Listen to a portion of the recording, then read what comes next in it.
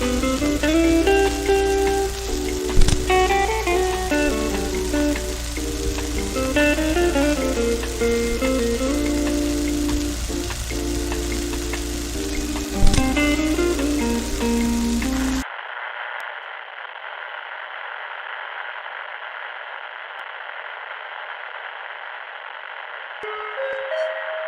is DX Central Live.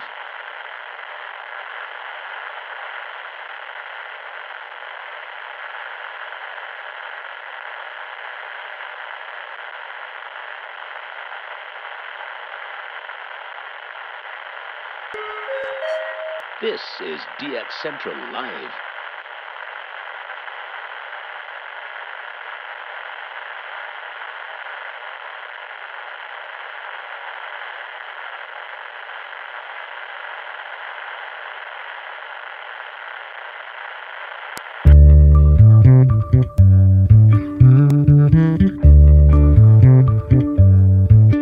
Welcome to DX Central Live, Season 5. We will be starting the show soon, so make yourself comfortable and be sure to join in on the conversation happening in the chat. Also, don't forget to submit your shoutouts so we can celebrate together. The shoutout submission link is in the video description for our live stream. If you aren't already a subscriber, be sure to hit the subscribe button. While you are at it, giving this video a like and leaving a comment are great ways to help out the channel. We thank you for your continued support and look forward to seeing you in just a short while. Now get ready for DX Central Live, Season 5.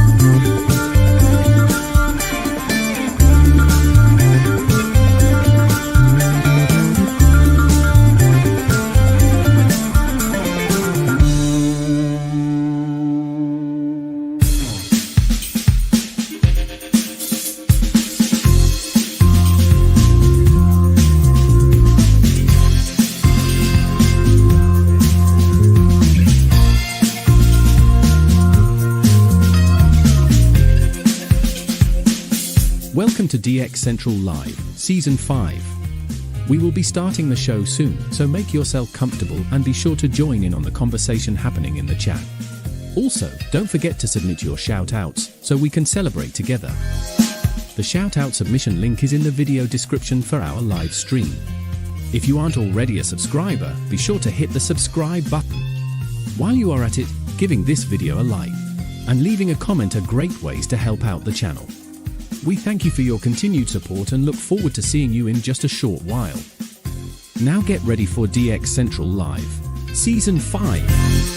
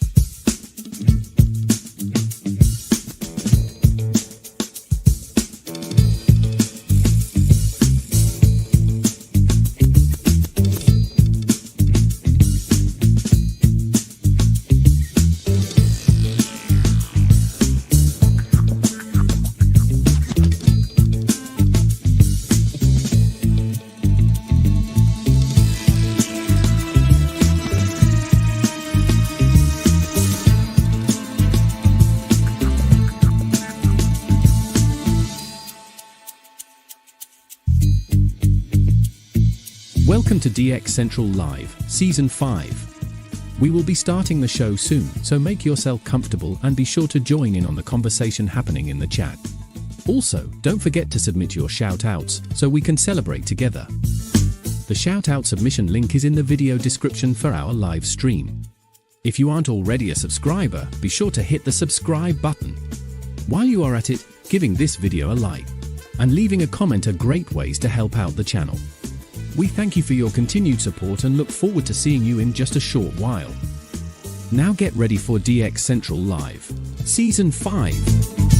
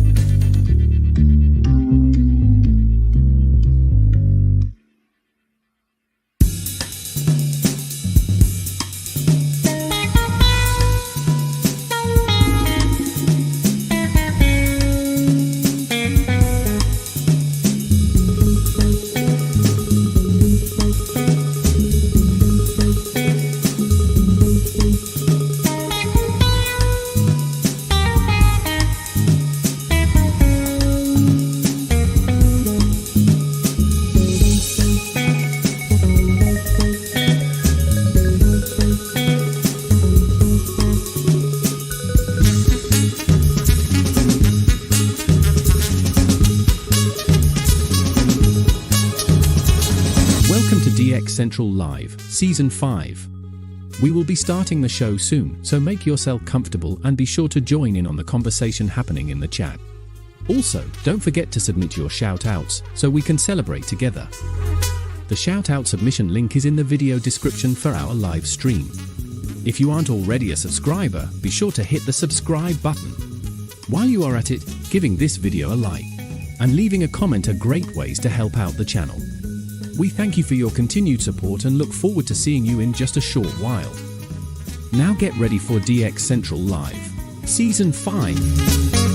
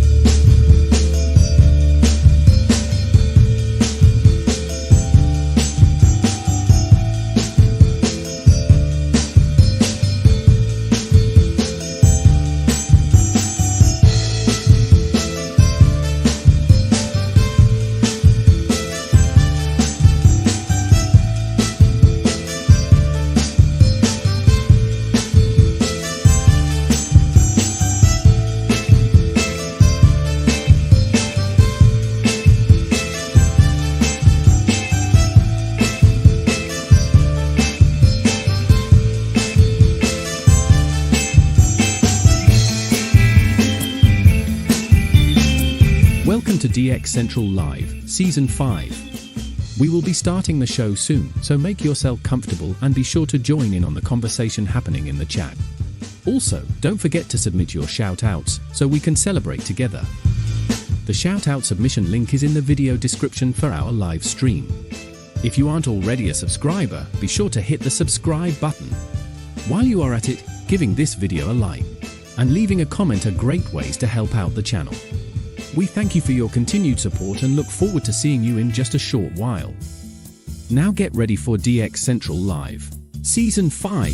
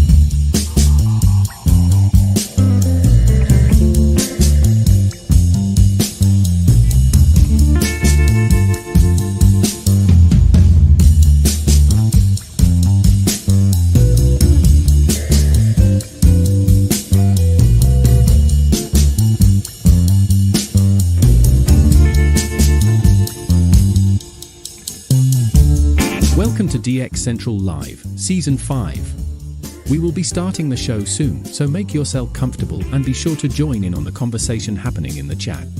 Also, don't forget to submit your shoutouts so we can celebrate together. The shoutout submission link is in the video description for our live stream. If you aren't already a subscriber, be sure to hit the subscribe button. While you are at it, giving this video a like and leaving a comment are great ways to help out the channel. We thank you for your continued support and look forward to seeing you in just a short while. Now get ready for DX Central Live, Season 5. This is DX Central Live.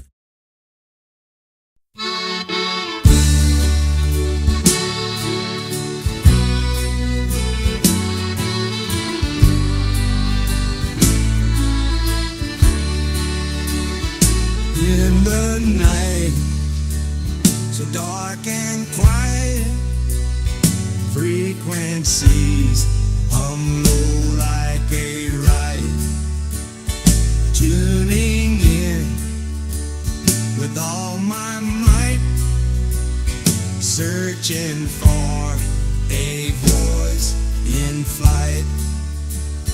Cajun air, it holds the sound, radio waves from town to town. Static crackles, mix and turn, waiting for that name to learn. Signal fades, the name's unknown, trying to catch it all alone. Mystery calls, the night my friend, searching till the very end. Moonlight dances on the dial, rumbling with that Delta style. Notes float softly in the wind. Still I wait for news to send. Signal fades, the name's unknown. Trying to catch it all alone. Mystery calls the night, my friend. Searching till the very end. Bayou whispers keep me still, craving for that lingering thrill. Misted voices lost in haze, echoes in this southern maze.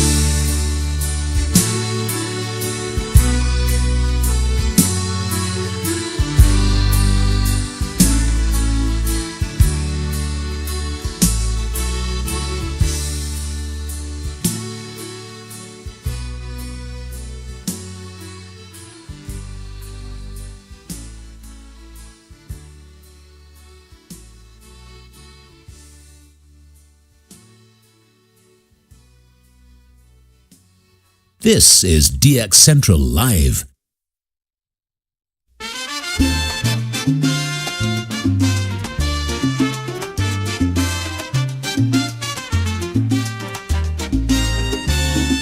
got his antenna way up in the air. Dreams of Latin music out there somewhere. Cards in his hand, maps on the wall. Late nights waiting, but he gets no call. All those radio waves, they play with his mind, searching for signals, but they're so hard to find. From Puerto Rico to faraway land, tune in the static, still no guitar in hand. He's there in the darkness, waiting for a sign, humming to the silence with a hopeful line. But the airwaves are quiet, nothing comes through. Just another night, feeling deja vu. Oh, those radio waves, they tease and they taunt with promises of rhythms, but give him just one. From Puerto Rico, he's searching afar, dreams of a broadcast beneath the bright star. And in his small room, by the glow of the moon, he waits for a melody, morning or noon. Signals may fail, but his hope never fades. Seeking the music, his spirit demands. Another dawn breaks, he's still at the dial. With every sunrise, he promises a smile. From Puerto Rico to faraway land, tune in the static, still no guitar in hand.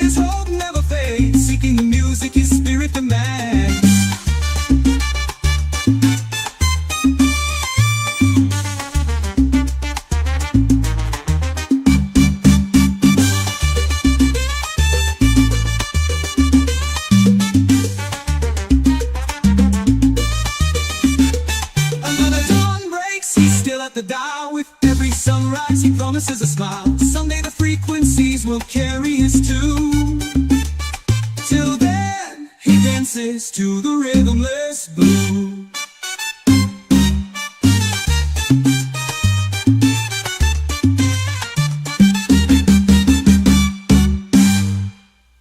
This is DX Central Live.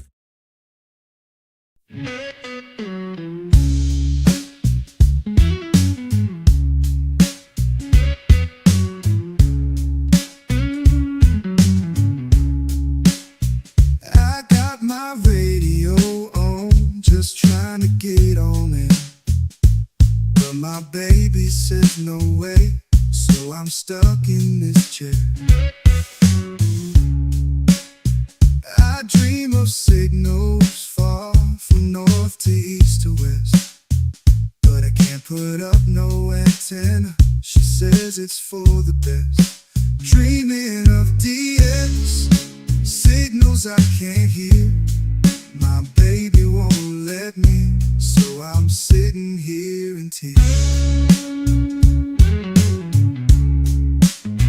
That static calls my name, whispering in my mind.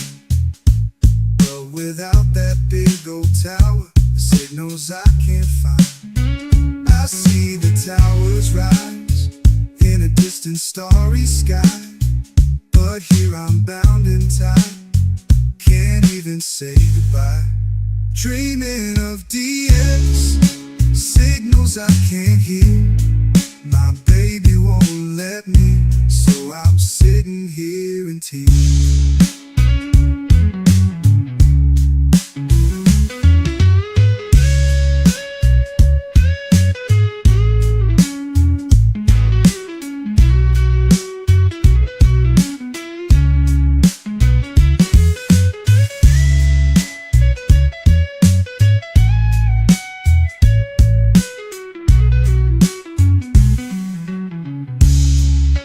Dreaming of DX signals I can't hear. My baby won't let me, so I'm sitting here in tears.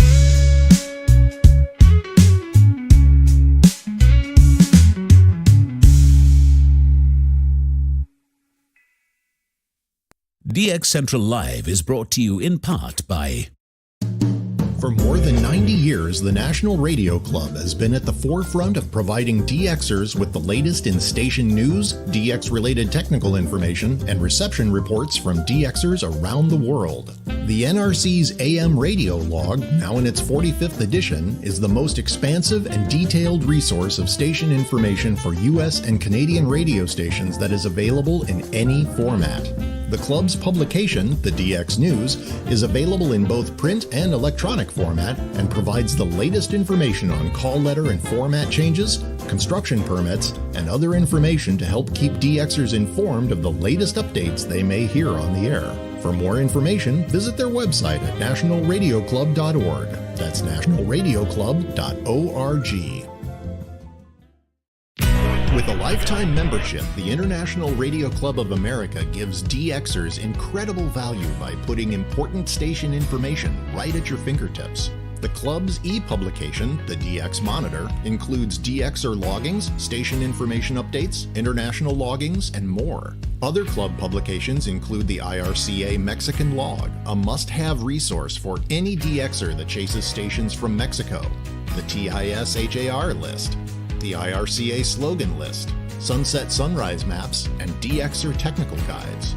The joint IRCA-NRC email reflector and groups.io group is a hub for real-time DX conditions, station news, and DX-related conversation.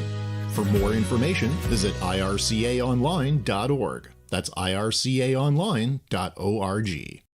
From long wave to satellites, medium wave through HF, ham radio to scanners. If you can DX it, the Spectrum Monitor has you covered. Editor and publisher Ken Reitz has assembled a who's who of radio writers to share their knowledge and expertise from a wide range of DX-related topics. Each month, the Spectrum Monitor's columnists dive into their specialties to give readers tips, tricks, the latest news and station updates, and more. The Spectrum Monitor also provides a monthly assortment of feature articles that give in-depth insight into the past, present, and future of DXing. You can get a full year of the Spectrum monitor for only $24. Individual issues from the current year are available for $3 each. You can also purchase previous years of the Spectrum monitor in their entirety for as low as $12. For more information, visit thespectrummonitor.com. That's thespectrummonitor.com. Through crashes of static in quiet hours, we listen. In languages we can scarcely understand, and of places we have only visited in our dreams, we listen. Incessantly, we perfect our array of aerials, receivers, and resources. We refine our skills and our techniques so that we might listen. We are DX Central, and we're all about radio. Visit us at dxcentralonline.com or check us out on YouTube. Search DX Central. Keep up with DX Central. Follow us on Twitter at DX Central.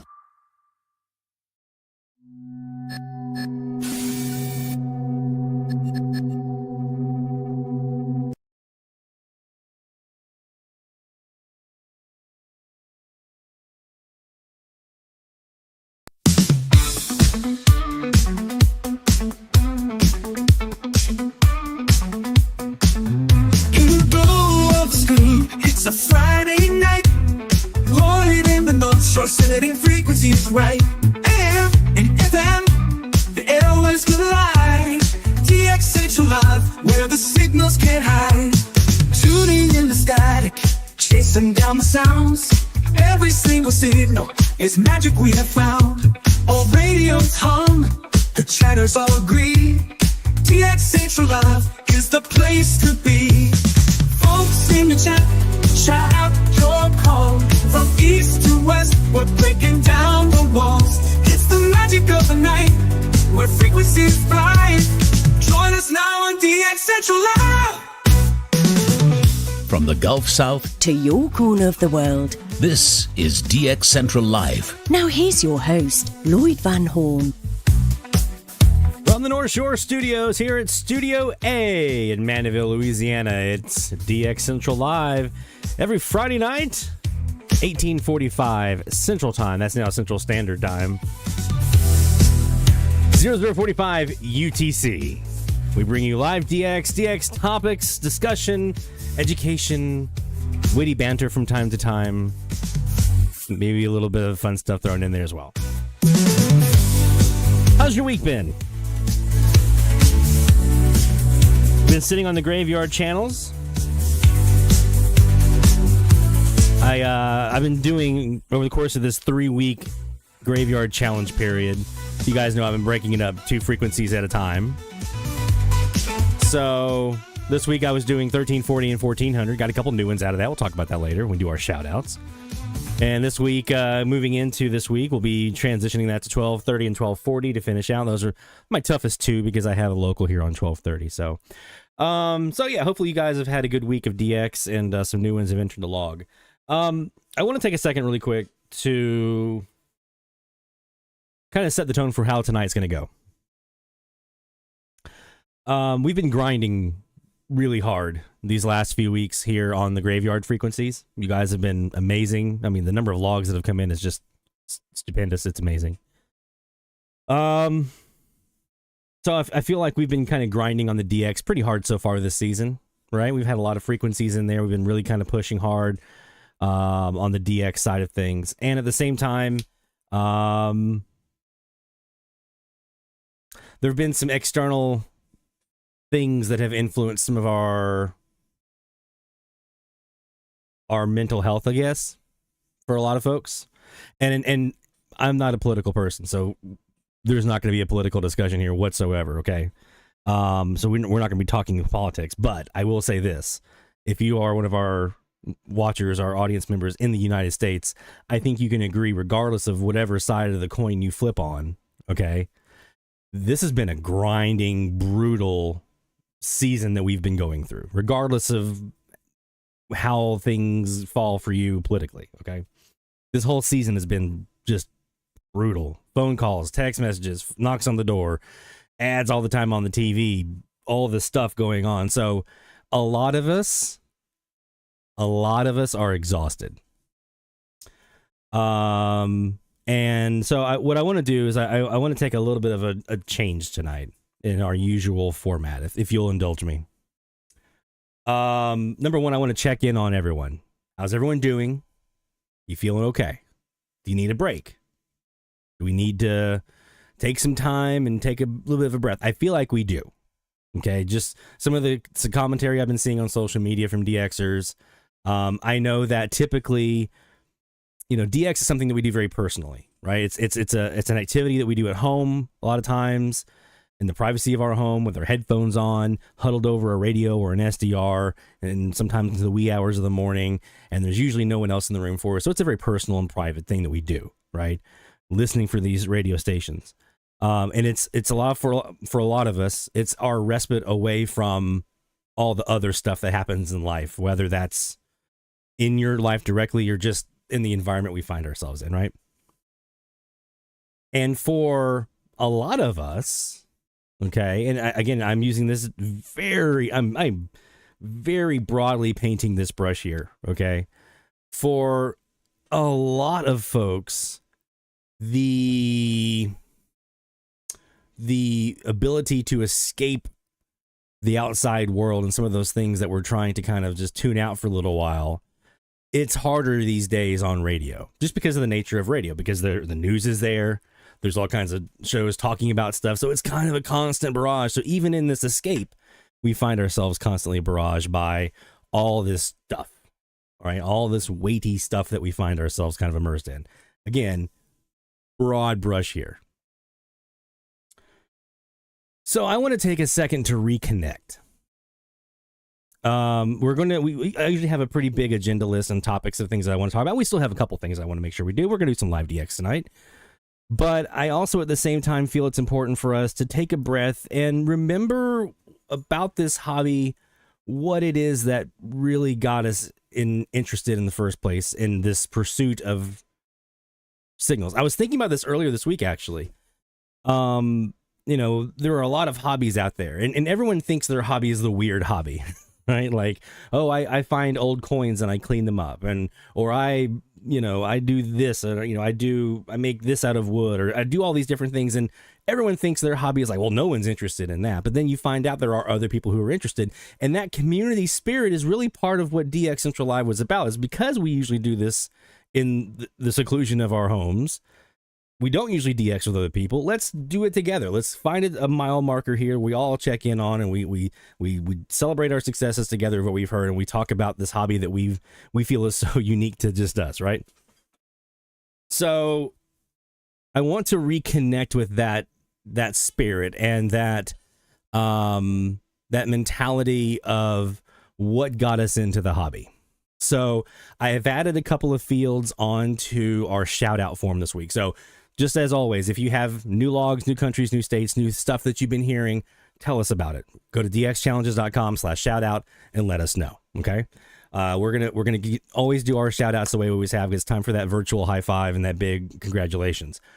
This week, I've added a couple of additional fields there. So in the categories, you're going to find a new little checkbox there for Share My Story. This can be any story you want to share about how DX has impacted your life.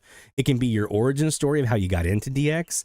It can be your favorite radio, your first radio, your favorite catch, just a fun, positive, pleasurable memory about DX, something that brings that smile back to your face to say, I used to listen to this baseball team's games on the radio, and I try to see how far away at night I could listen and still hear them, and like all these, whatever the story is, let's share those. Okay, so send us those. And the other field, by the way, in there is there's an upload field now on the shout out. So including for your regular shout outs, if you want to upload a file air check of your shout out so we can play it on air, you have a place to do that now.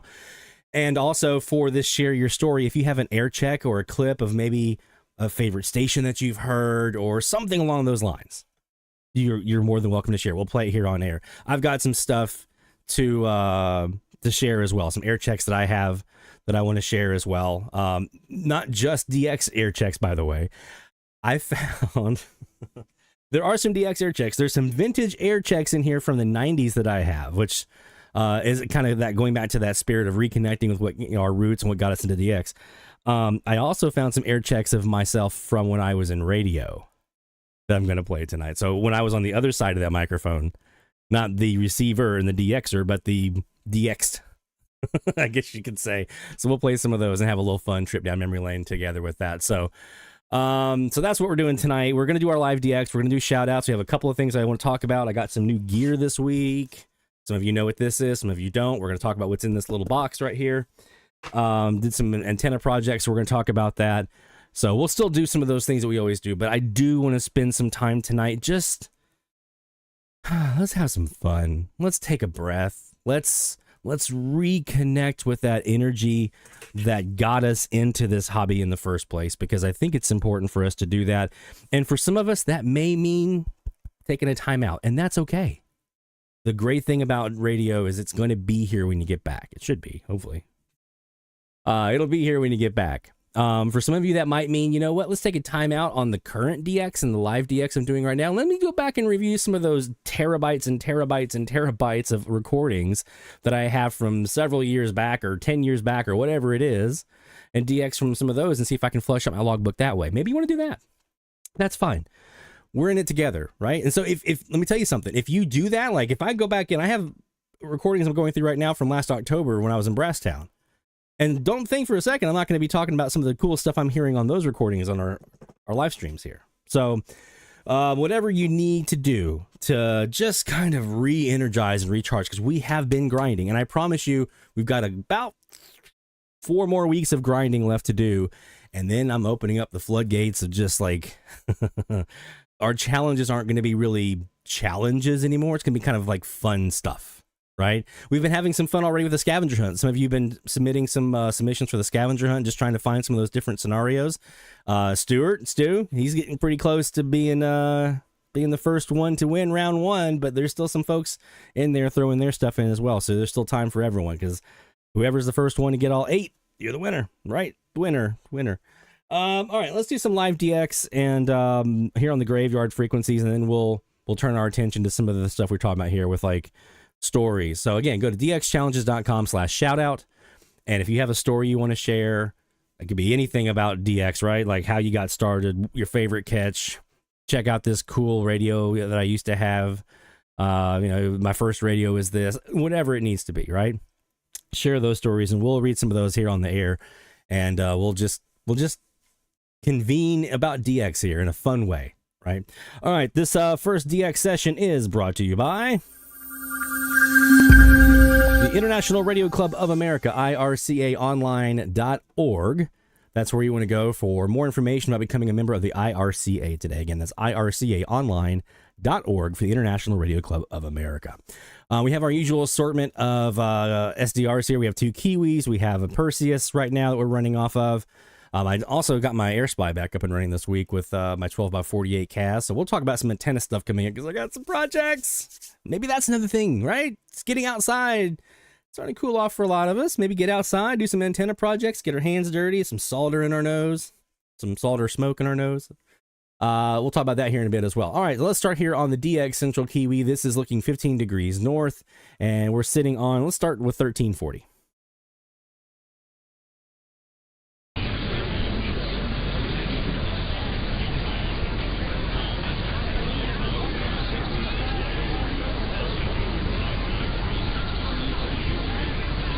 I'm just checking the chat here to see if I've missed anything you guys want to jump in with.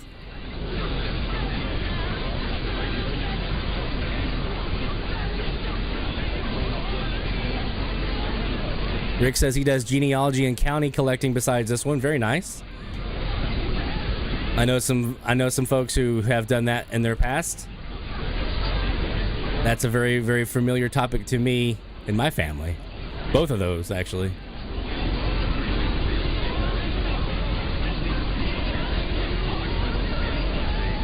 Dennis says, Trans World Radio DX special on Saturday mornings. I bet your mom remembers that one, Lloyd. Yeah, I bet she does. Mama Cita, if you're in there, I'm sure you are.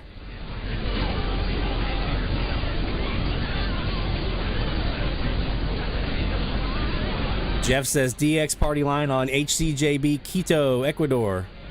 Every Wednesday and Saturday at 2:30. I remember the party line.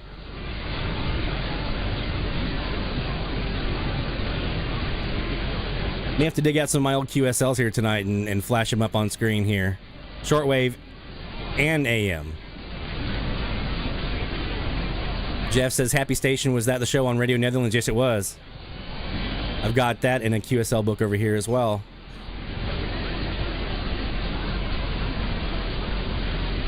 Marco says, DX160 was my first radio as well, Jeff.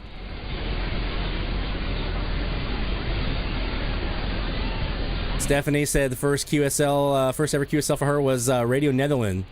Gail will be happy to hear this. It was through SWLing that I got the DXing bug. That was my first exposure, was shortwave. There's Mom. Hey, Mamacita.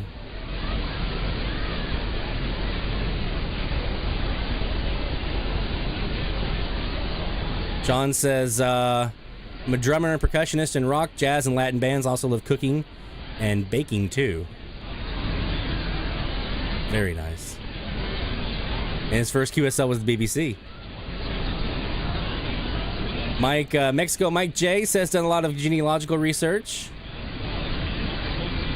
And I think Dennis, didn't you say? Yeah, doing family genealogy for more than 20 years. See? There's a lot of crossover here. All right, let me shut up because top of the hour. DX Central Live top of the hour alert.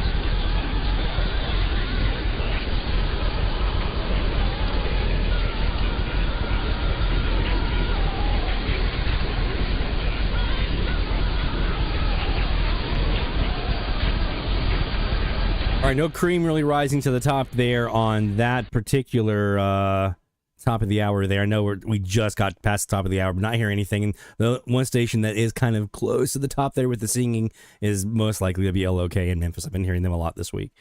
So let me change it over here to the Perseus, and let's just see what we caught at the top of the hour. And I might check 1340 and 1400 here and just see if we caught anything here at the top of the hour on the Perseus. Let's take a look.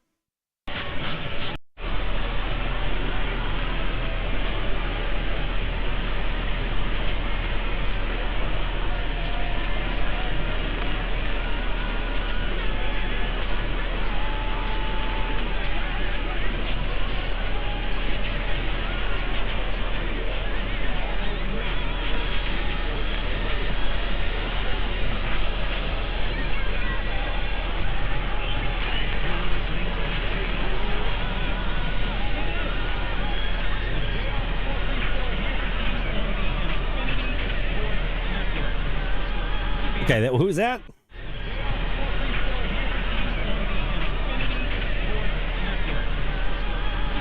What?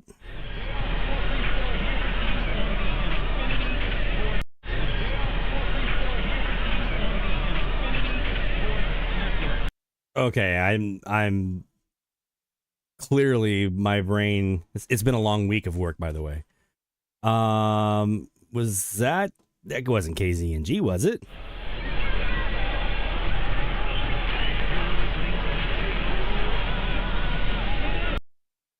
God.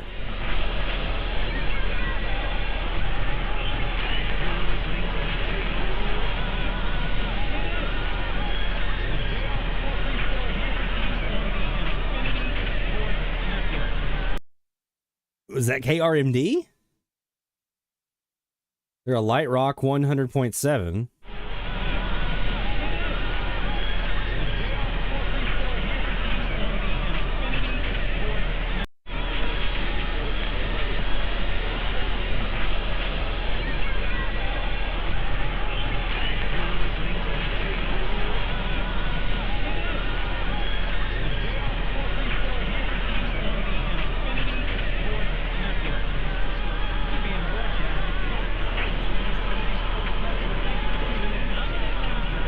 We'll be diving into this tonight.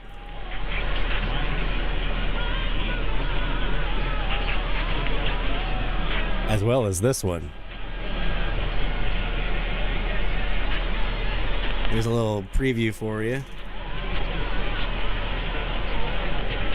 of what's in this binder. Musty.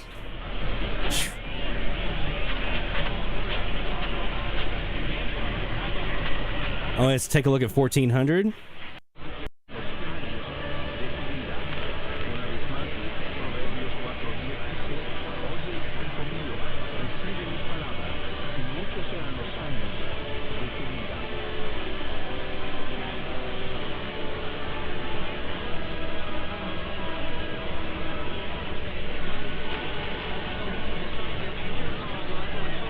This is the West SuperLoop, so I'm guessing Galveston KHCB.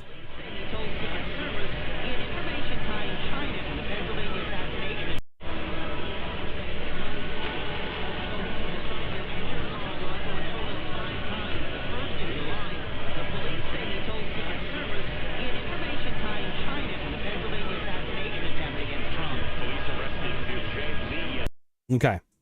All right, so nothing IDing in there. So we'll keep an eye on the graveyard frequencies tonight, because I think those might still yield some more. I'm 3 away from 100. You guys know my goal was to get to 100 graveyarders this season. I've got 3 more to get to. I'm sure I'll get there this season. I want to go ahead and cross that off the list, and that way I can focus on some other stuff. Let's take a quick break, and when we come back, we're going to do some of the fun stuff we're talking about here. We're going to talk about maybe crack some of these QSL books open here. We're going to tell some stories about what got us into DX, what we like about DX, fond memories of DX. We'll talk a little bit about some other stuff that I have on tap here, including what's in the little box that I just showed a few moments ago, some antenna projects we got going on here at North Shore Studios, and so forth. So, with that in mind, don't go anywhere, my friends. More DX Central Live is heading right after this. DX Central, because we're all about radio. Visit us at dxcentralonline.com or check us out on YouTube. Search DX Central. DX Central Live is brought to you in part by... With a lifetime membership, the International Radio Club of America gives DXers incredible value by putting important station information right at your fingertips. The club's e-publication, the DX Monitor, includes DXer loggings, station information updates, international loggings, and more. Other club publications include the IRCA Mexican Log, a must-have resource for any DXer that chases stations from Mexico, the TIS-HAR list, the IRCA slogan list, sunset sunrise maps, and DXer technical guides. The joint IRCA-NRC email reflector and groups.io group is a hub for real-time DX conditions, station news, and DX-related conversation. For more information, visit ircaonline.org. That's ircaonline.org. From long wave to satellites, medium wave through HF, ham radio to scanners. If you can DX it, the Spectrum Monitor has you covered. Editor and publisher Ken Reitz has assembled a who's who of radio writers to share their knowledge and expertise from a wide range of DX-related topics. Each month, the Spectrum Monitor's columnists dive into their specialties to give readers tips, tricks, the latest news and station updates, and more. The Spectrum Monitor also provides a monthly assortment of feature articles that give in-depth insight into the past, present, and future of DXing. You can get a full year of the Spectrum Monitor for only $24. Individual issues from the current year are available for $3 each. You can also purchase previous years of the Spectrum Monitor in their entirety for as low as $12. For more information, visit thespectrummonitor.com. That's thespectrummonitor.com. For more than 90 90 years, the National Radio Club has been at the forefront of providing DXers with the latest in station news, DX-related technical information, and reception reports from DXers around the world. The NRC's AM radio log, now in its 45th edition, is the most expansive and detailed resource of station information for U.S. and Canadian radio stations that is available in any format. The club's publication, the DX News, is available in both print and electronic format and provides the latest information on call letter and format changes, construction permits, and other information to help keep DXers informed of the latest updates they may hear on the air.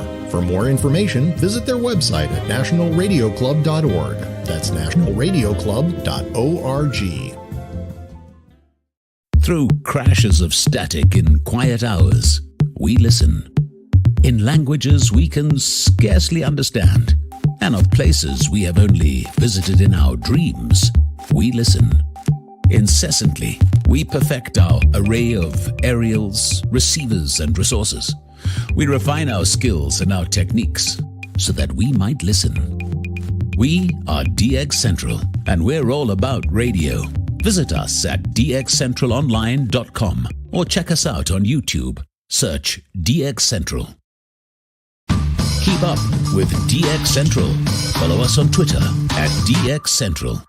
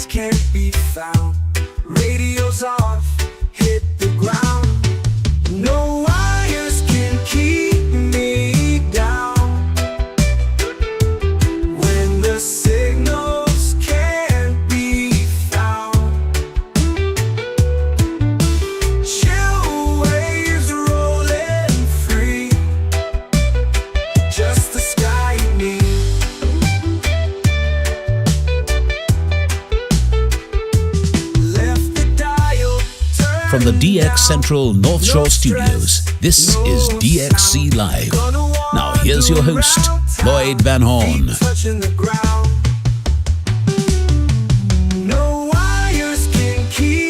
From the North Shore Studios in Mandeville, Louisiana, here in Studio A, we bring you DX Central Live every Friday night at 0045 UTC, 1845 Central Time here on dxcentrallive.com and also on our YouTube channel here on YouTube, DX Central YouTube.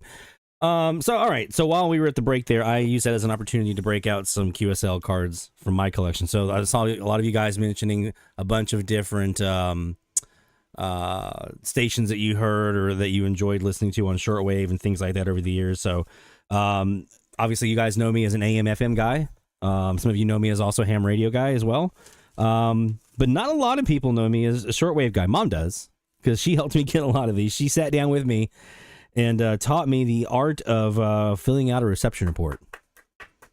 She's the one that taught me how to do that and getting all the details in and going out and getting the QSLs and looking in the World Radio TV Handbook to get addresses or things like that. The world pre-internet, right?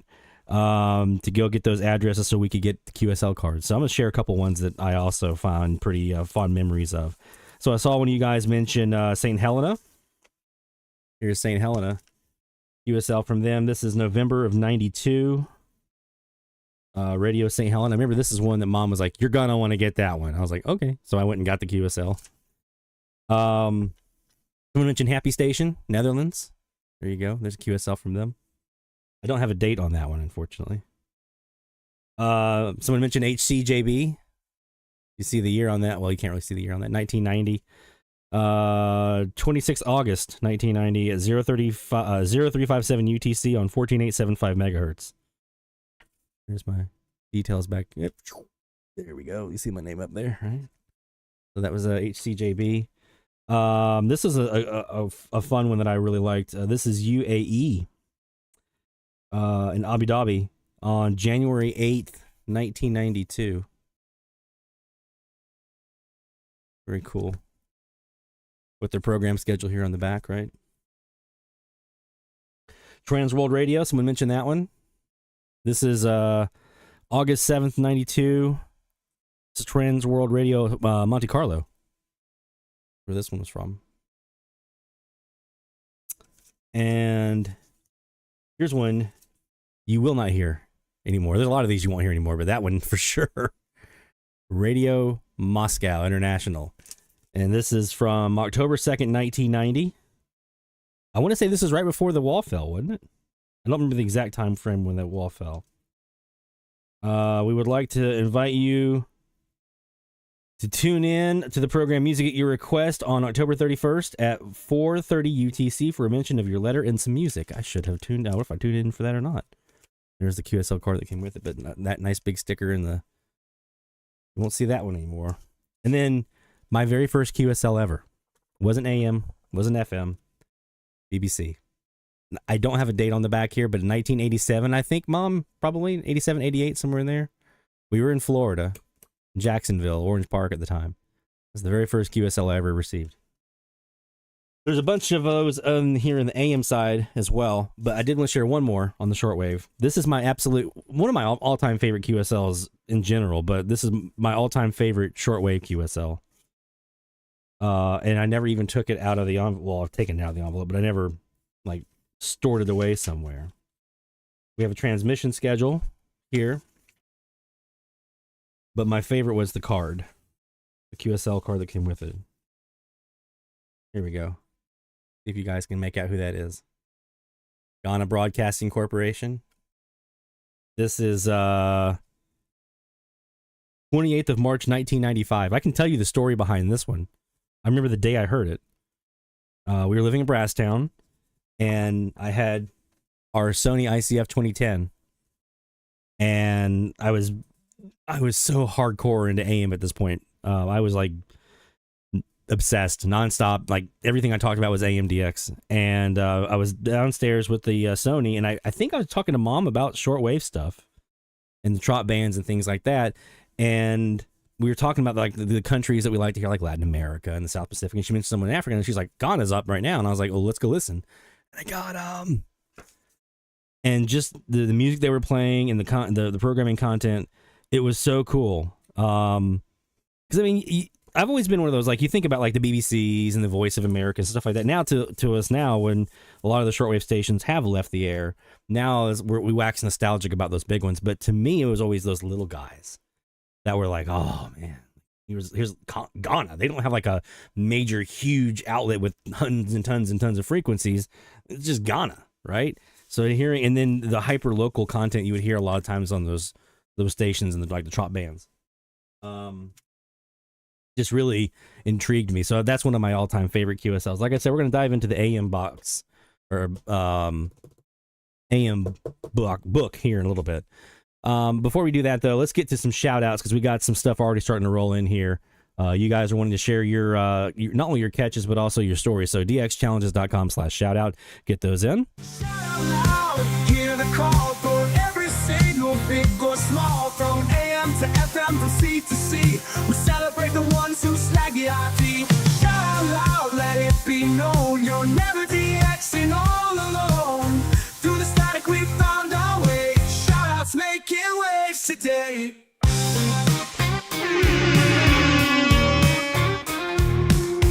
All right, let's celebrate the cool stuff being heard this week already. Starting to come again, that's dxchallenges.com/shoutout. I don't know why that always is a trip up for me, but it is.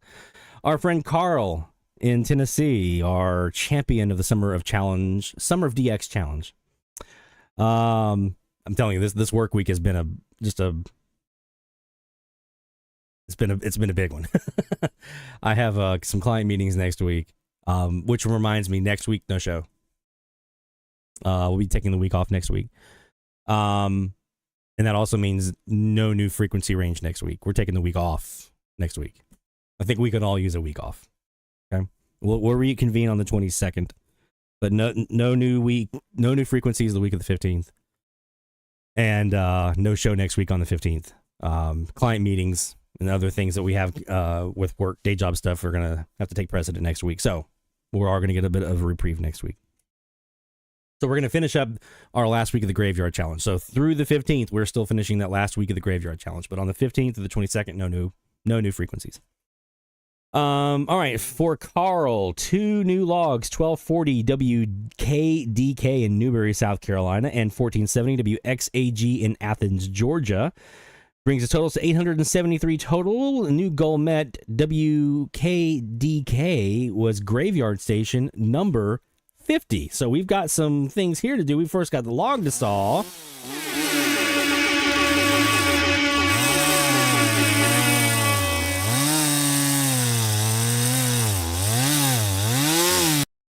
And we've got that goal met. So he met a goal.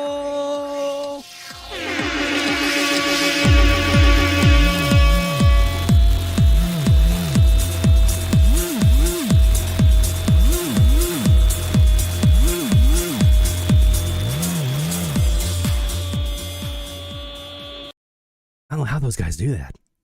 I'm convinced they have like a recording of themselves. They just loop and they just push the button. Because I mean, you know, watch them on TV. You can just hear them, right? Well done, Carl. My man. 873 just chipping away at those numbers, getting himself to number 50 on the Graveyarders. Well done, my friend. Our next shout out here is from our friend Sean, KX9. I always forget. Is it KX9K, right? Why is that not blue? Still red. Come on, man. KX9X. Sorry. KX9X, Sean. I apologize, my friend. My brain's not working with your call signs sometimes. All right. So our friend KX9X, Sean Kutzko in Champaign, Illinois. First off, heard RCN Radio Cartagena, Colombia tonight on 1000 AM. That's a new log, and only his second Colombian is got an air check attached. So we're going to first off solve that log.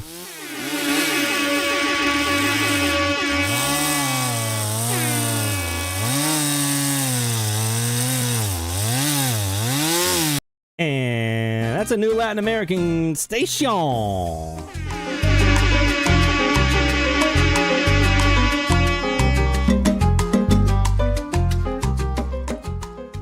Listen to this air check that Sean has here from his catch.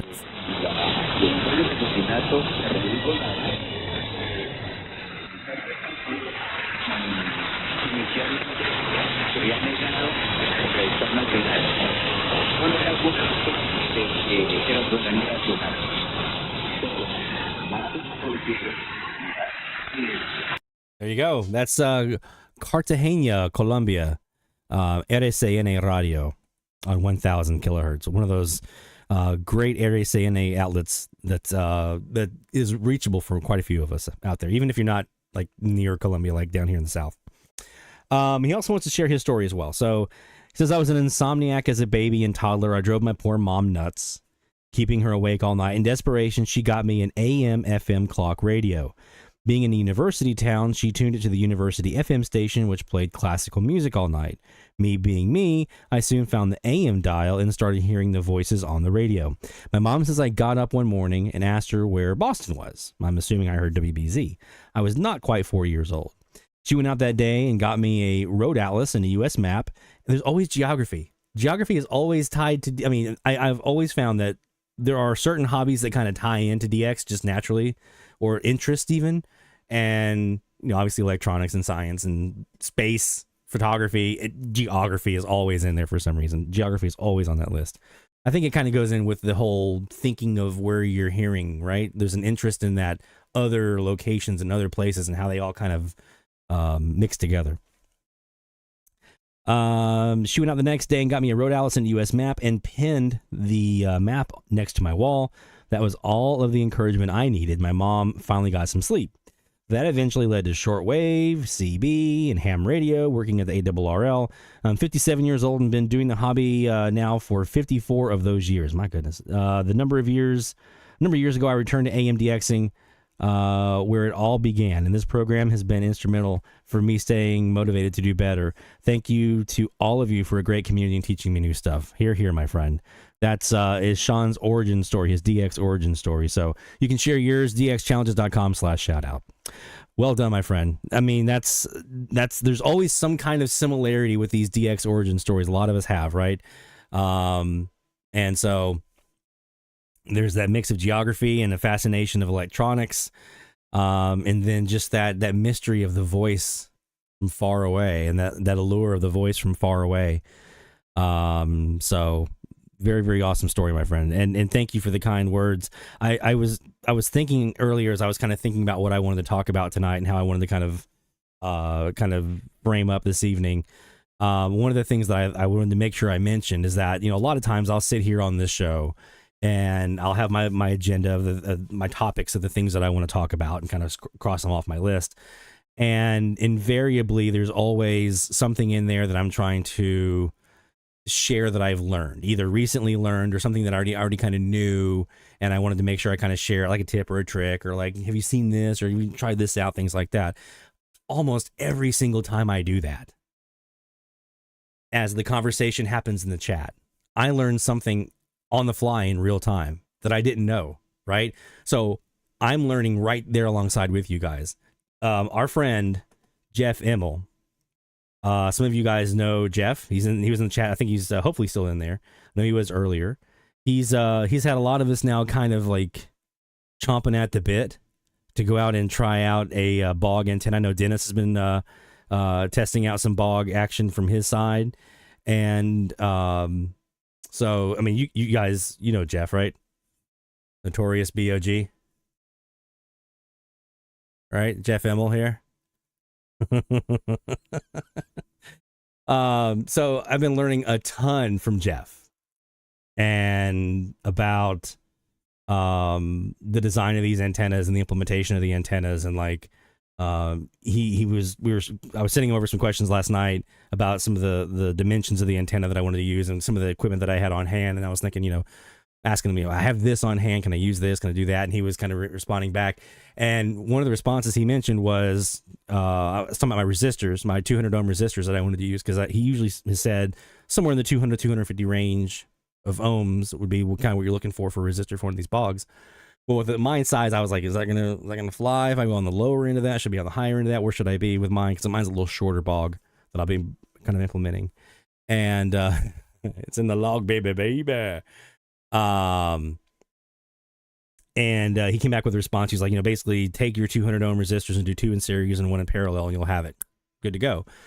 And so I'm thinking through, and I realized I had never actually, that'd be the most soldering I would have done in one of these antenna projects. Like normally it's like 2 leads going to a variable resistor coming in from the binding post, which I probably didn't even solder on that side. I just wired around the post and tightened it down. But 2 leads on the variable resistor, or at the most it was like doing these the center conductor and the braid from the coax onto the bulkhead or something like that. Like I never had. Now I'm going to have soldering on multiple points, right? And I kind of thought to myself, I was like, 5 years ago, this concept would have blown my mind and freaked me out, and I would have never gone any further on it. But because of all the things that we have learned together, and I continue to learn and push myself to learn and get better at, I'm going to do it. I'm like excited about this week. I'm like, I'm going to go into the workshop and get the smell of solder smoke in my face and do some soldering there. And like, seriously, 5 years ago, I'd have been like, I can't solder. I have no idea what I'm doing. I approached it, I learned it, and I've taught myself through different resources online and through a lot of you guys who have helped kind of talk me through this stuff. So I say all that to say, I do a lot of things on this show where I'm trying to teach and share and things like that, but just know I'm learning right alongside with you guys a lot of the times. I learned a ton from Jacob, Airplane Engine here in the chat. Jacob's taught me a ton, especially around the Kiwis that I never even knew. I just always would kind of go up and just use a Kiwi. I'm like, oh, that's kind of cool. I'm DXing from Netherlands or whatever it was, right? But now as a Kiwi owner, there's a whole layer of interface with this that I really wanted to make sure I learned. And I'm trying to read as much as I can. Sometimes I read it, I'm like, but then I go and Jacob says, here, try this and do this and change this over here. And I'm like, that makes so much more sense now, right? And so we do this together. We learn together, we grow together, and we work together on being better at DX and improving our hobby and our enjoyment of the hobby. With that in mind, if you guys have any more of those shout outs or stories, again, get those in dxchallenges.com/shoutout. And we'll read those out here and share your origin stories, and we'll just celebrate together just being in the hobby. Talking about antenna projects, I will be in the workshop this weekend. I plan on doing a couple of transformers, winding several different ones, a couple 16:1 ratio transformers for my SuperLoops and my KAZs and things like that, so I can try to pull out the Wellbrook amplifier that I have and see if I can use these without having to do a ton of attenuation because of the strong signals in the area, but still have enough weak signal work in there to be able to pull in some DX. I'm going to be winding a couple of these for the bogs. I have measured it out. I've got enough for 113 feet in length at my place and about 115, 118 feet over at Mom's place. So at her place, I know for a fact I can do 2 parallel bogs of the same length, spaced about 2 feet apart, and then I'm going to run those. Where did my splitter thingy go? Oh, I think I took it out there. Actually, I got one right here. I just got a new one in this week. I'm going to run that through this DX Engineering splitter combiner, right? So the 2 antennas coming in this end over here, and then going output to my shack in here. And so that is going to be a phased bog array at her place. My hope is that's going to narrow the beam width a little bit, because with a shorter bog like I'm going to be running, the beam width isn't as narrow as what you would normally get when you get to like 250 feet. So for me to be able to get the kind of the beam width or closer to the beam width I'm looking for, I'm hoping that a phased array will help me with that. I think I can do that here at the house too. Her bogs are going to be oriented about 35 degrees northeast and 215 degrees southwest, right? Mine here at North Shore is going to be 305 northwest, northwest, and then 125 on the southeast. And so if I can tighten up that beam width and that side rejection off of the side of those bogs enough to really kind of point in a bit more on those 2 directions, it's gonna be nice. And then I ordered the antenna switch for the Kiwi so that those who use our Kiwis will be able to use any of those AM antennas that we have. That includes here at this house, the 2 SuperLoops and the bogs once those are up and running. And eventually the mini whip as well, probably. And then for the other Kiwi, it'll be the KAZ and the bogs. So that's kind of what we're going to do here at DX Central. So I mentioned earlier, maybe how we kind of reset and kind of reattach ourselves to the hobby a little bit is by getting our hands dirty and doing a little workshop stuff and doing some antenna work and improving our setup, and then being able to either see some good results from that or go back to the drawing board. I know Dennis this week had mentioned he'd been trying out his bogs and the logs and things like that, and it wasn't giving him the results he kind of wanted to. Mike, for the share my story, when you check that box, you just type it in the regular comments box. That's it. It doesn't pop up a new field or anything. You just type up your story in the shout out box like you normally would for anything else. Let me double check here. See if I got yours in. Yeah, I see your 2 files you uploaded here, and I see your new log. So yeah, if you want to submit another one and just check that box and just type in your stuff, your story, that'd be fine. So yeah, hopefully this weekend I can do some work on the transformers and some variable resistors, testing out some different variable resistor options. Also this last week got on the ham radio side at least, there was a nice little F2 opening happening at the end of last week, and people were seeing Alaska and all this other kind of stuff, and out in the South Pacific on 6 meters, and I was like, I gotta get in on that one. Well, I put my 3-element 6-meter beam up in the air at 28 feet. Finally got that done, and it's a beaut. Looks absolutely wonderful. Just chef's kiss, amazing. And the F2 skip died.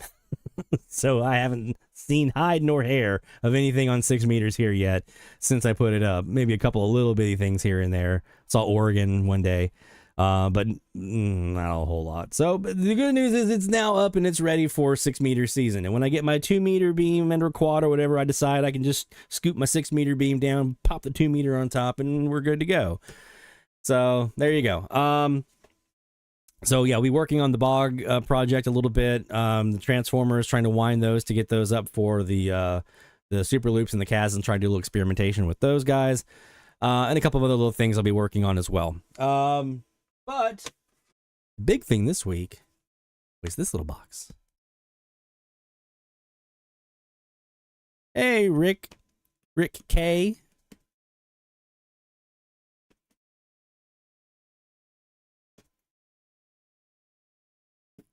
All right, this box right here is a new piece of gear that just came in this week. Some of you know what's in here. For those of you who do not,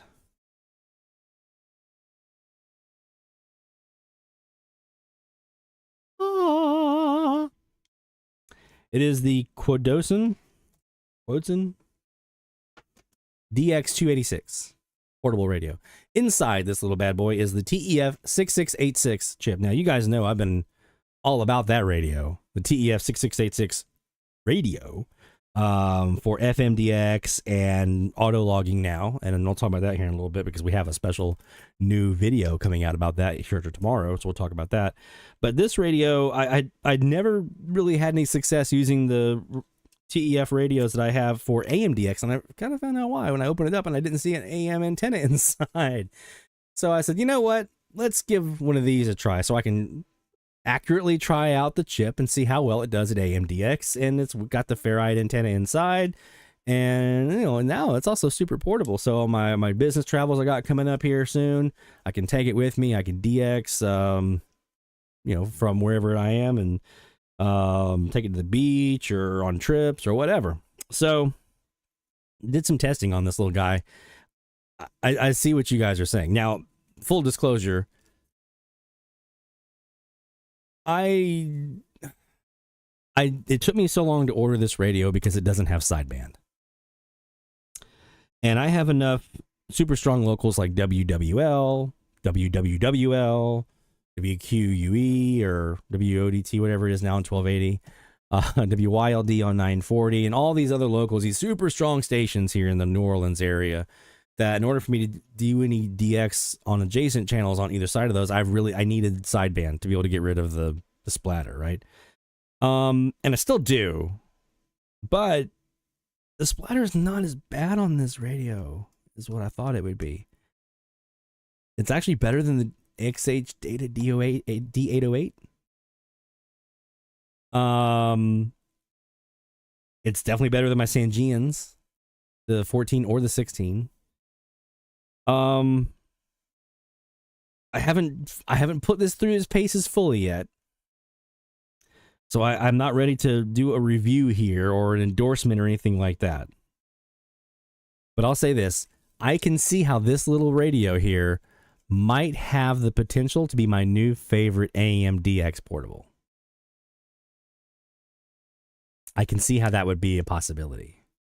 I still think my TEF 6686 portable that's behind me here, little silver one behind my shoulder here, I still say that's going to be my FM DX of choice.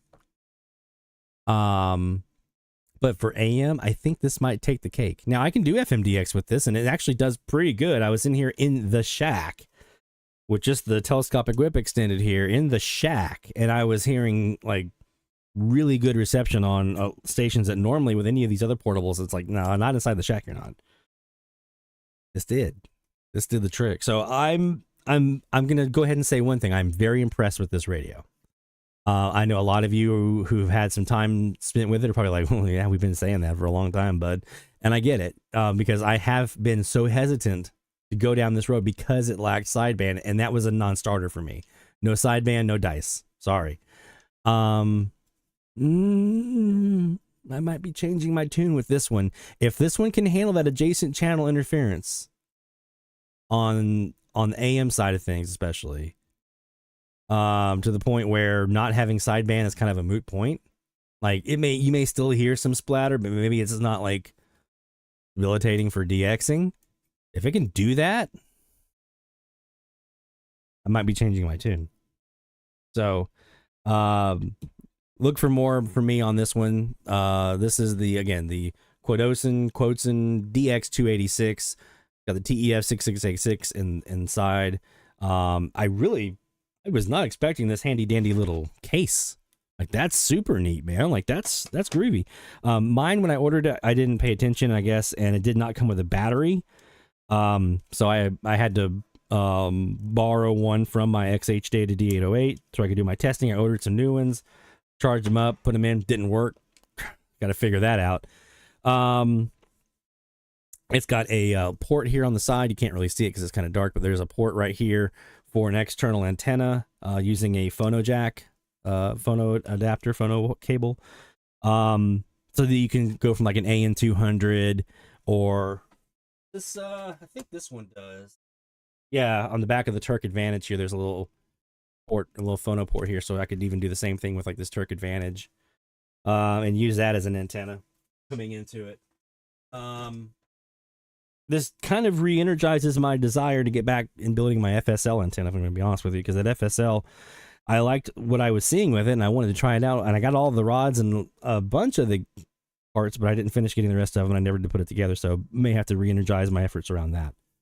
But yeah, it's not that expensive. I got mine from Amazon, and from what I can tell so far, it's a pretty groovy little radio, so if you're wanting to do DX non-SDR way, you're not really looking to have recordings and all that other kind of stuff, and you know, the whole waterfall thing and recording schedules and that kind of stuff.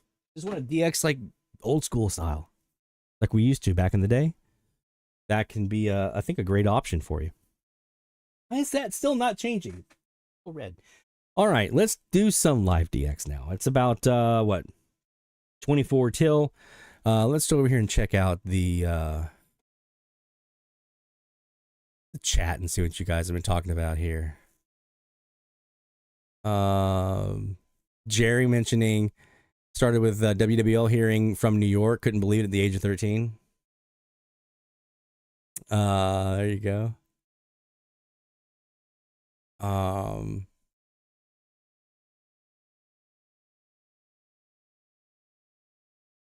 Yeah, Stephanie, I think I have to say so far, what I've tried so far, now again, I haven't put it through its paces fully yet.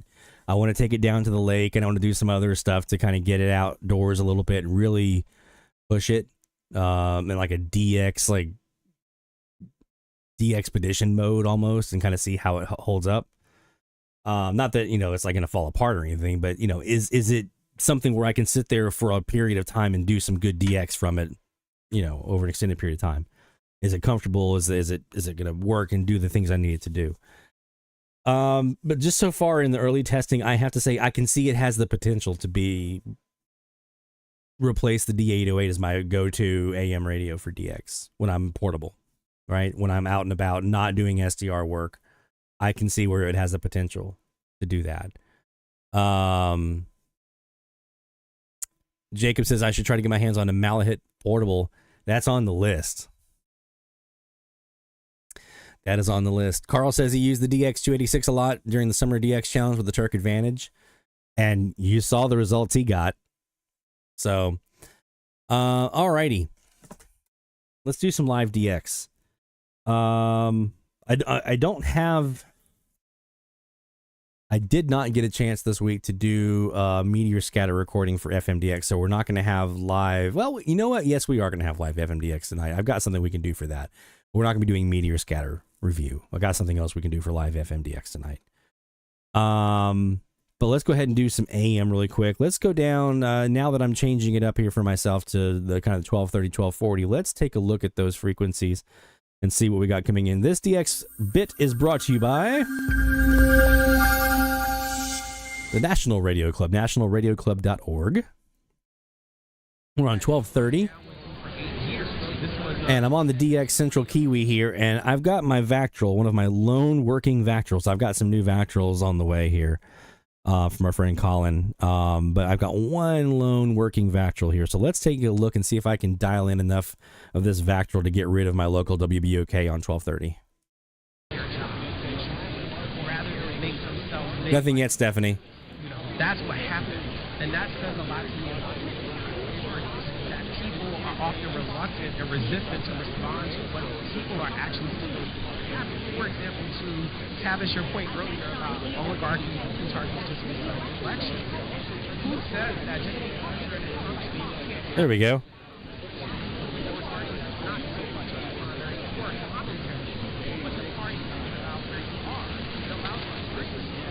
There you go.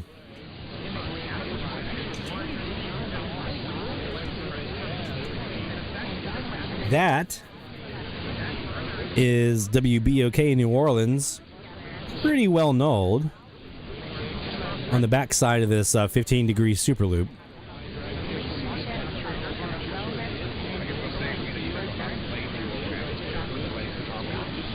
Yeah, Jerry's correct. I heard there were some delays in the production line.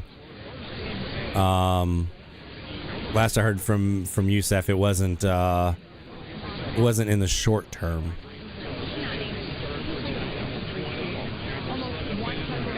But they're still working through some of those production delays.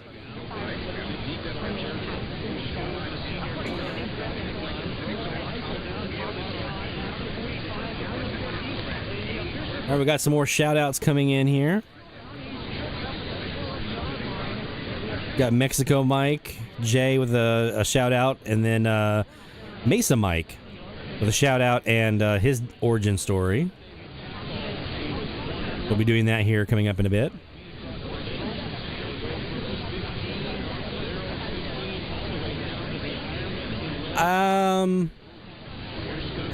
I don't know if it's a total redesign, Jeff, but I definitely think they're having to kind of go back and redo some stuff a little bit. The quote that Yusuf put up on Twitter was like, "Who knew this would be hard?" Or "Who knew this was difficult?" Right? So yeah, there's a couple of little resets they're having to do, I think, from my understanding. So we'll definitely give them the time they need to get it right, because if it comes anywhere close to what they mentioned it would be, I'm going to be very, very, very impressed.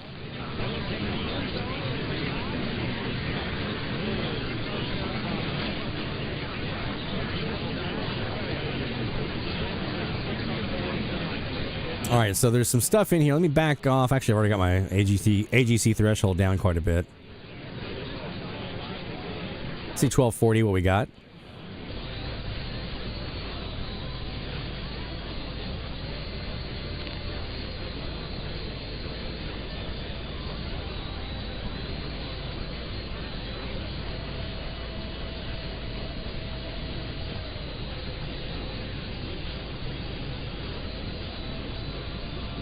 So I got to scan all these in, all these QSLs.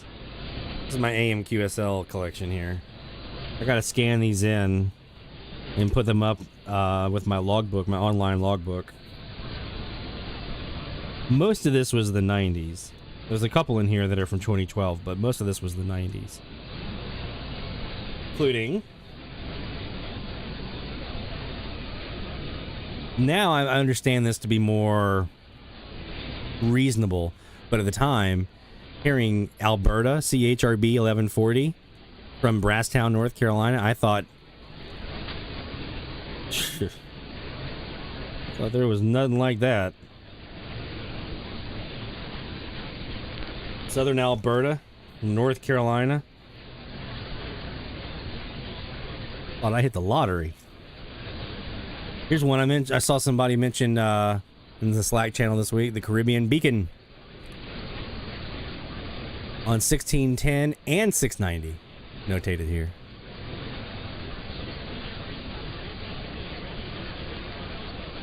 We do.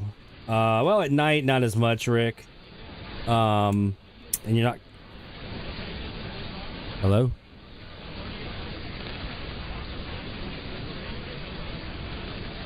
Hello. Why did my audio just cut out? I just lost my ears. Can you guys still hear me? Because I can't hear myself anymore. Okay, there we go. I guess me closing that binder... caused the internal limiter to freak out. Here's KOA from Brasstown. DC. WTOP 1500 DC. Let's see what else we got. Remember when they used to throw in the coverage maps with the QSLs?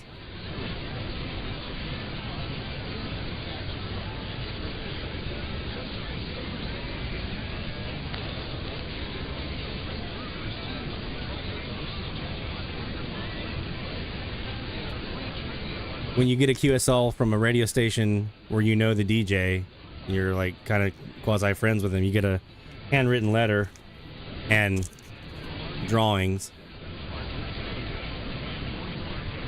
They were going to be doing some drawings for some station marketing materials.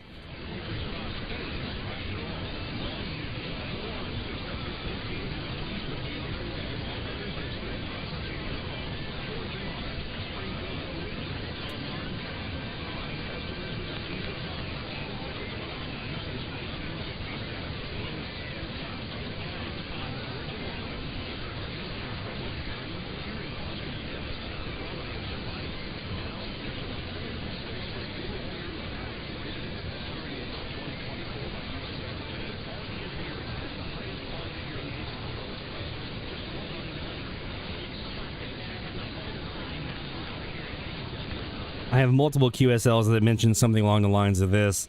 According to our logs, your audio wording is correct. I'm amazed that you were able to pick us up while we were operating at 126 watts. Normally, we only get out at night about 25 miles with our low powers. I'm surprised the strength of the Skywave signal would be good enough for you to copy. There's a station much closer to you, WPLO in Grayson, Georgia, near Atlanta, that operates at 225 watts. I would have thought they would have kept you from hearing us. So, you know, sometimes how we sit there and go, there's no way they're operating at 100 watts. Yeah, there is. Here's another one. I guess I can mention this one now. This was 540 WDAK in Columbus, Georgia. Chief engineer filled out my pre-prepared card that I sent, but he also included a letter. Dear Lloyd, if you heard us, it's because someone forgot to turn the power down and switch to the nighttime pattern, so please keep it to yourself. This was January of 1995. I guess I'm okay. Statute of limitations is run out on that one, right? So maybe sometimes they do forget to do that. Chicago stations, there's WOWO. VHO, KCJJ, HAS,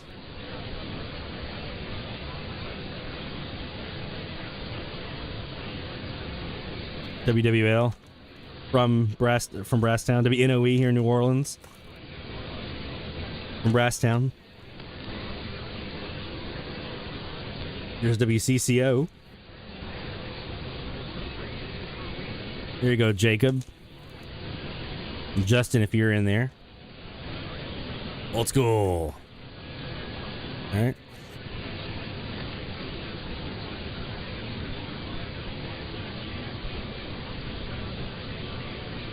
Mississippi.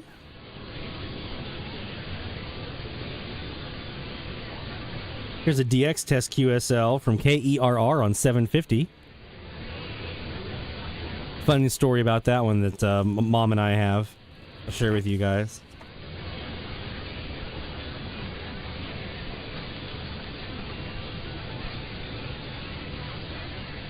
Boy, this one kind of hits home now, doesn't it?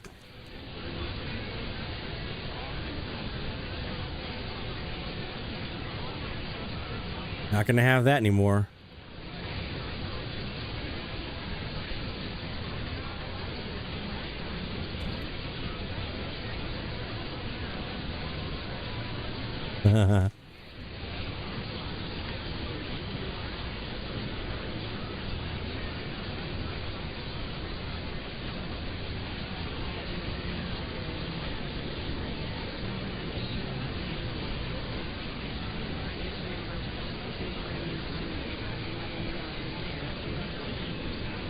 Here's one from PJB, Bonaire, from December of 1996.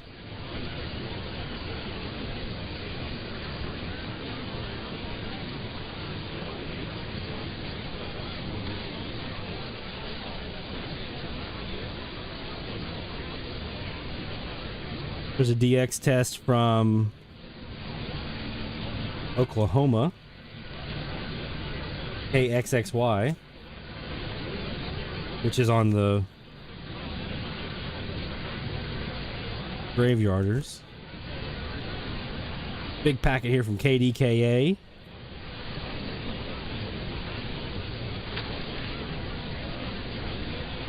From South Carolina. Oh, here's one of my favorites.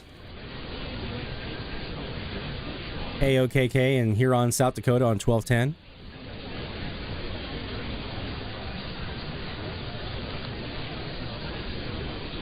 Took me multiple times sending them a report to get that one back. I think they finally just gave up and were like, okay, here you go.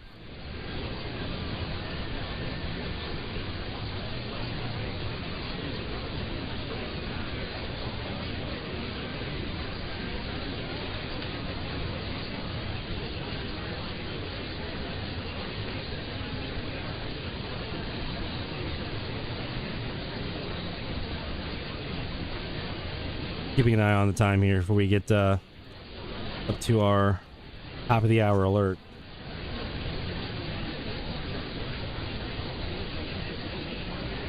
Oh, here's a fun one.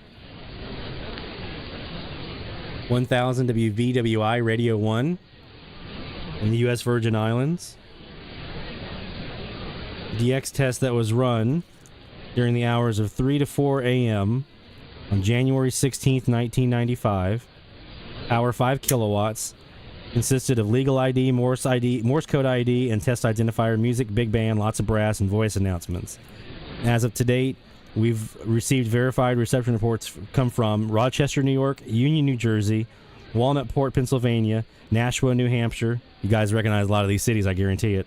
Madison, Wisconsin, Hendersonville, North Carolina, Provincetown, Massachusetts, Cleveland, Ohio, Pocona, Connecticut, Richmond, Virginia, Memphis, Tennessee, Hawaii, Charleston, West Virginia, Huntsville, Alabama, Hazelwood, Missouri, Washington, D.C., add Brasstown, North Carolina, Southbury, Connecticut, and Alcoa, Tennessee. So you can probably put some DXers names with some of those cities, right? I know I can. WTMJ 620. WFAW 940 in Fort Atkinson, Wisconsin, one of my favorite QSLs. I think that's it. Okay. Yeah.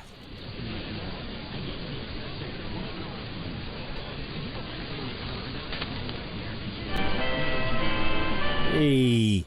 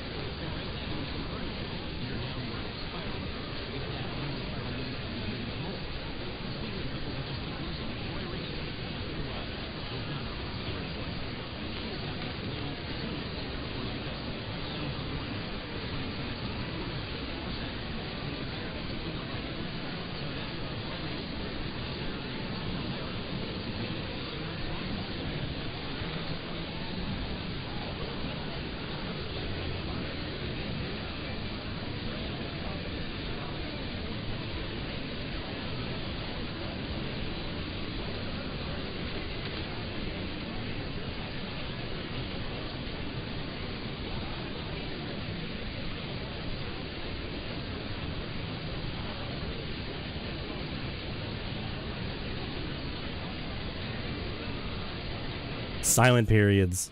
That was starting to phase out pretty heavily by the time I got in. DX Central Live Top of the Hour Alert.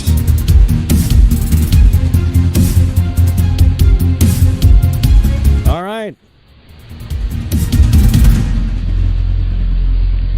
Let's look over here on the 15-degree SuperLoop. And we're sitting on 1240 right now.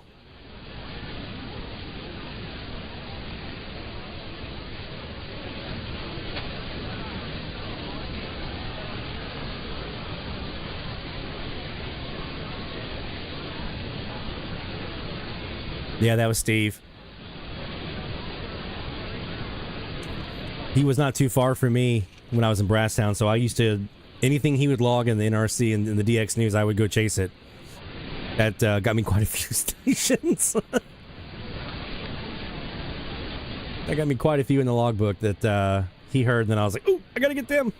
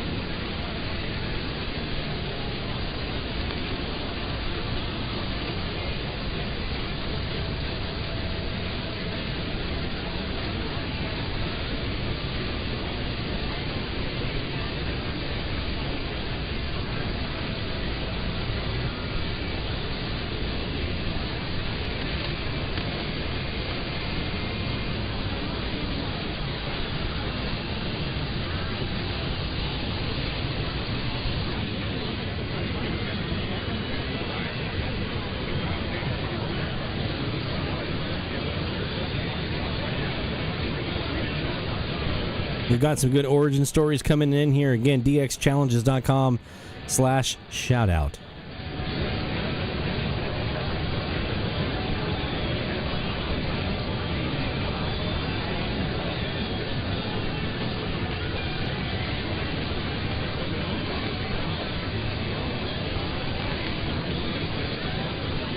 Next go, Mike. Yeah. It's nice when you have someone to bounce off of. I also did that with Dad.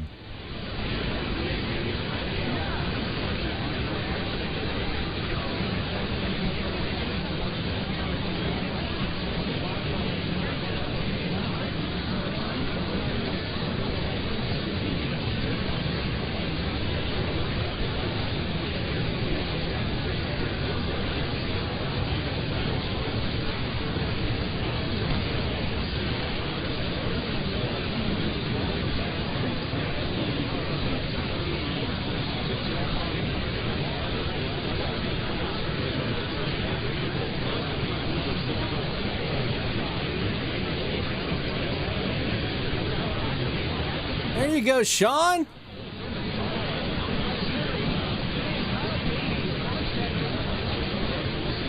Let's go check out. Sean just got himself Haiti for a new country. 4 VEH on 840. Let's go down here to 840 real quick. I doubt they're going to be here. I'm on the West SuperLoop.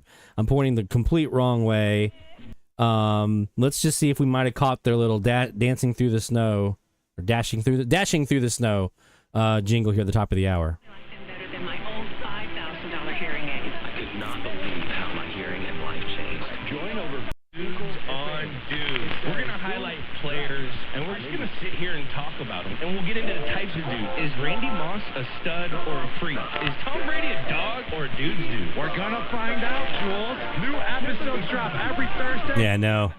I'm pointing the total wrong way for that one here. So yeah, well done, my friend, getting a new country. I know we already got your shout out in, so let's go ahead and just do this here while we can. And I'm not on the right screen for that. That's why. But now we are.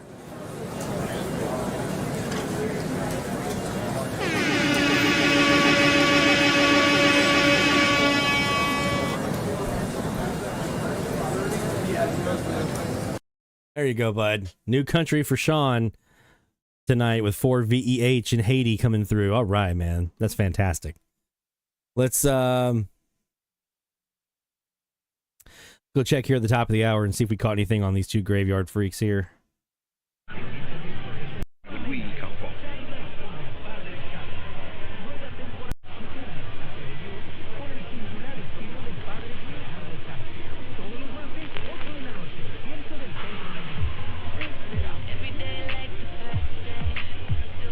Oh, man. From the campus of Xavier University. Oh, they had that nice little period of dead air there until I was hoping that an ID would sneak in before the Be Okay would show up. So let's go 1240.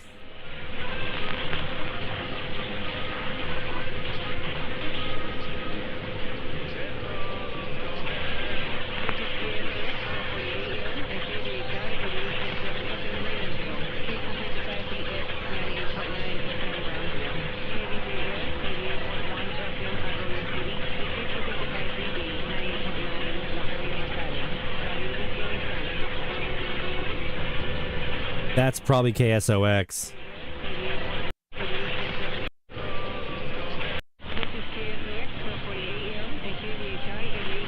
Yeah. Did you notice what I was able to do there? They were in there, but not real readable on lower sideband, especially with the splatter from my local. Switched to upper sideband and...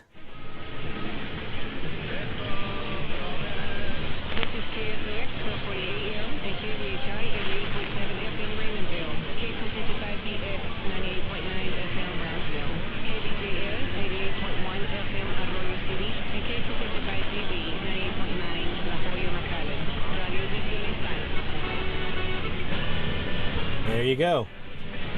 KSOX ID there.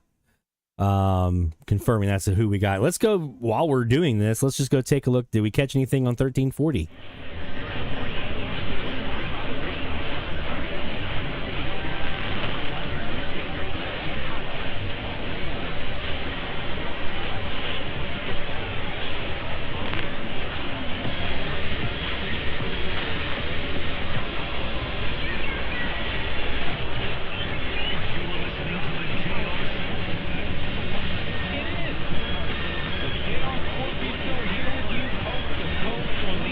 I can't go upper sideband here because of a local on 1350.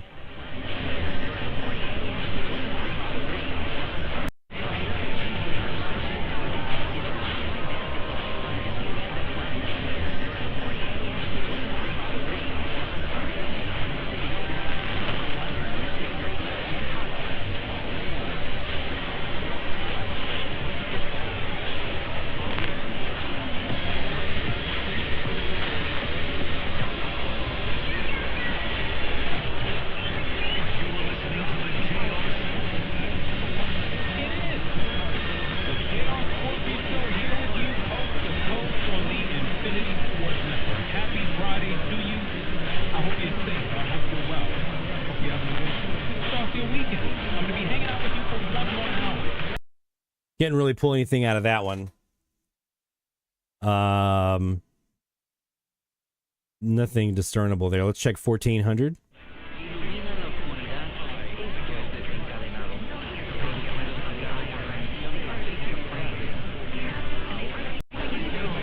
Ah.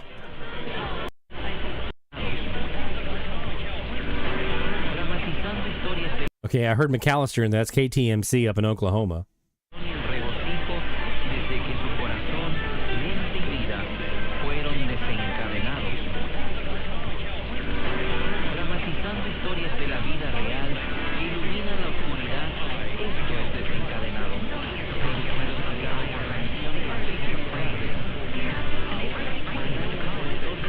It's going to continue until the 15th, Carl.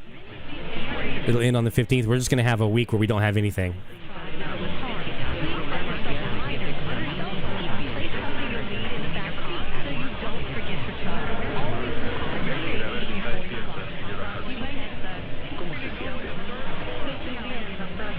I'm pretty sure...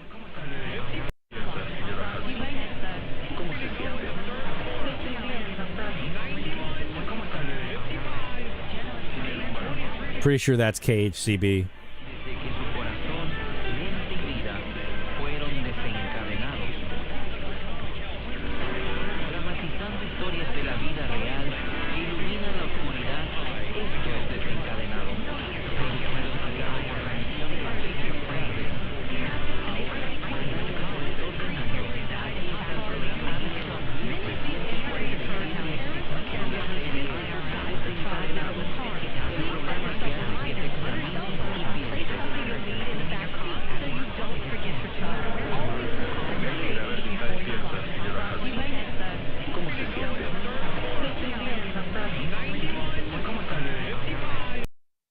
All right, so that was definitely KTMC and McAllister, and I'm pretty sure Galveston in there with the Radio Amistad. I'm pretty sure that's who that was with the Spanish Religious. Let's go to 1450. Haven't been there in a couple weeks.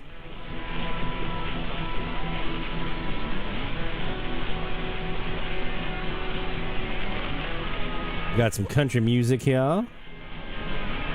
Possibly.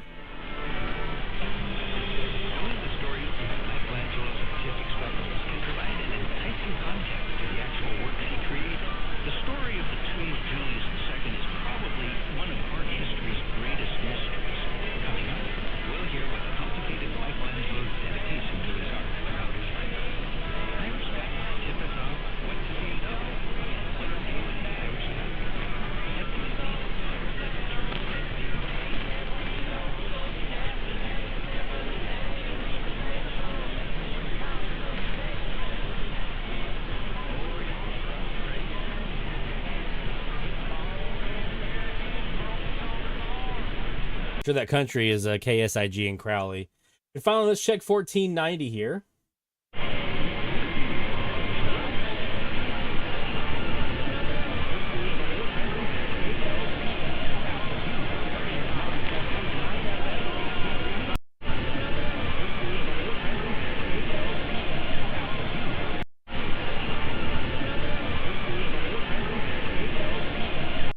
Pretty sure that's KPLT. Up here in Paris, Texas.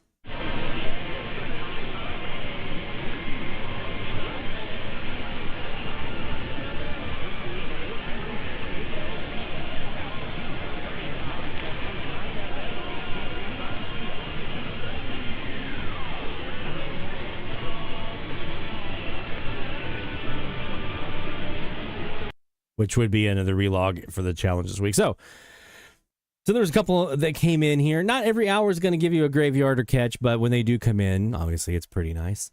So let's take a quick break, and when we come back, we'll do some more shout-outs. We got some more origin stories to talk about, and yeah, we'll go from there. So don't go anywhere, my friends. More DX Central Live is coming your way right after this. DX Central, because we're all about radio. Visit us at dxcentralonline.com or check us out on YouTube. Search DX Central. DX Central Live is brought to you in part by... From long wave to satellites, medium wave through HF, ham radio to scanners. If you can DX it, the Spectrum Monitor has you covered. Editor and publisher Ken Reitz has assembled a who's who of radio writers to share their knowledge and expertise from a wide range of DX-related topics. Each month, the Spectrum Monitor's columnists dive into their specialties to give readers tips, tricks, the latest news and station updates, and more. The Spectrum Monitor also provides a monthly assortment of feature articles that give in-depth insight into the past, present, and future of DXing. You can get a full year of the Spectrum Monitor for only $24. Individual issues from the current year are available for $3 each. You can also purchase previous years of the Spectrum Monitor in their entirety for as low as $12. For more information, visit thespectrummonitor.com. That's thespectrummonitor.com. For more than 90 years, the National Radio Club has been at the forefront of providing DXers with the latest in station news, DX-related technical information, and reception reports from DXers around the world. The NRC's AM radio log, now in its 45th edition, is the most expansive and detailed resource of station information for U.S. and Canadian radio stations that is available in any format. The club's publication, the DX News, is available in both print and electronic format and provides the latest information on call letter and format changes, construction permits, and other information to help keep DXers informed of the latest updates they may hear on the air. For more information, visit their website at nationalradioclub.org. That's nationalradioclub.org. With a lifetime membership, the International Radio Club of America gives DXers incredible value by putting important station information right at your fingertips. The club's e-publication, the DX Monitor, includes DXer loggings, station information updates, international loggings, and more. Other club publications include the IRCA Mexican Log, a must-have resource for any DXer that chases stations from Mexico, the TIS HAR list, the IRCA slogan list, sunset sunrise maps, and DXer technical guides. The joint IRCA-NRC email reflector and groups.io group is a hub for real-time DX conditions, station news, and DX-related conversation. For more information, visit ircaonline.org. That's ircaonline.org. Through crashes of static in quiet hours, we listen. In languages we can scarcely understand, and of places we have only visited in our dreams, we listen. Incessantly, we perfect our array of aerials, receivers, and resources. We refine our skills and our techniques so that we might listen. We are DX Central, and we're all about radio. Visit us at dxcentralonline.com or check us out on YouTube. Search DX Central. Keep up with DX Central. Follow us on Twitter at DX Central.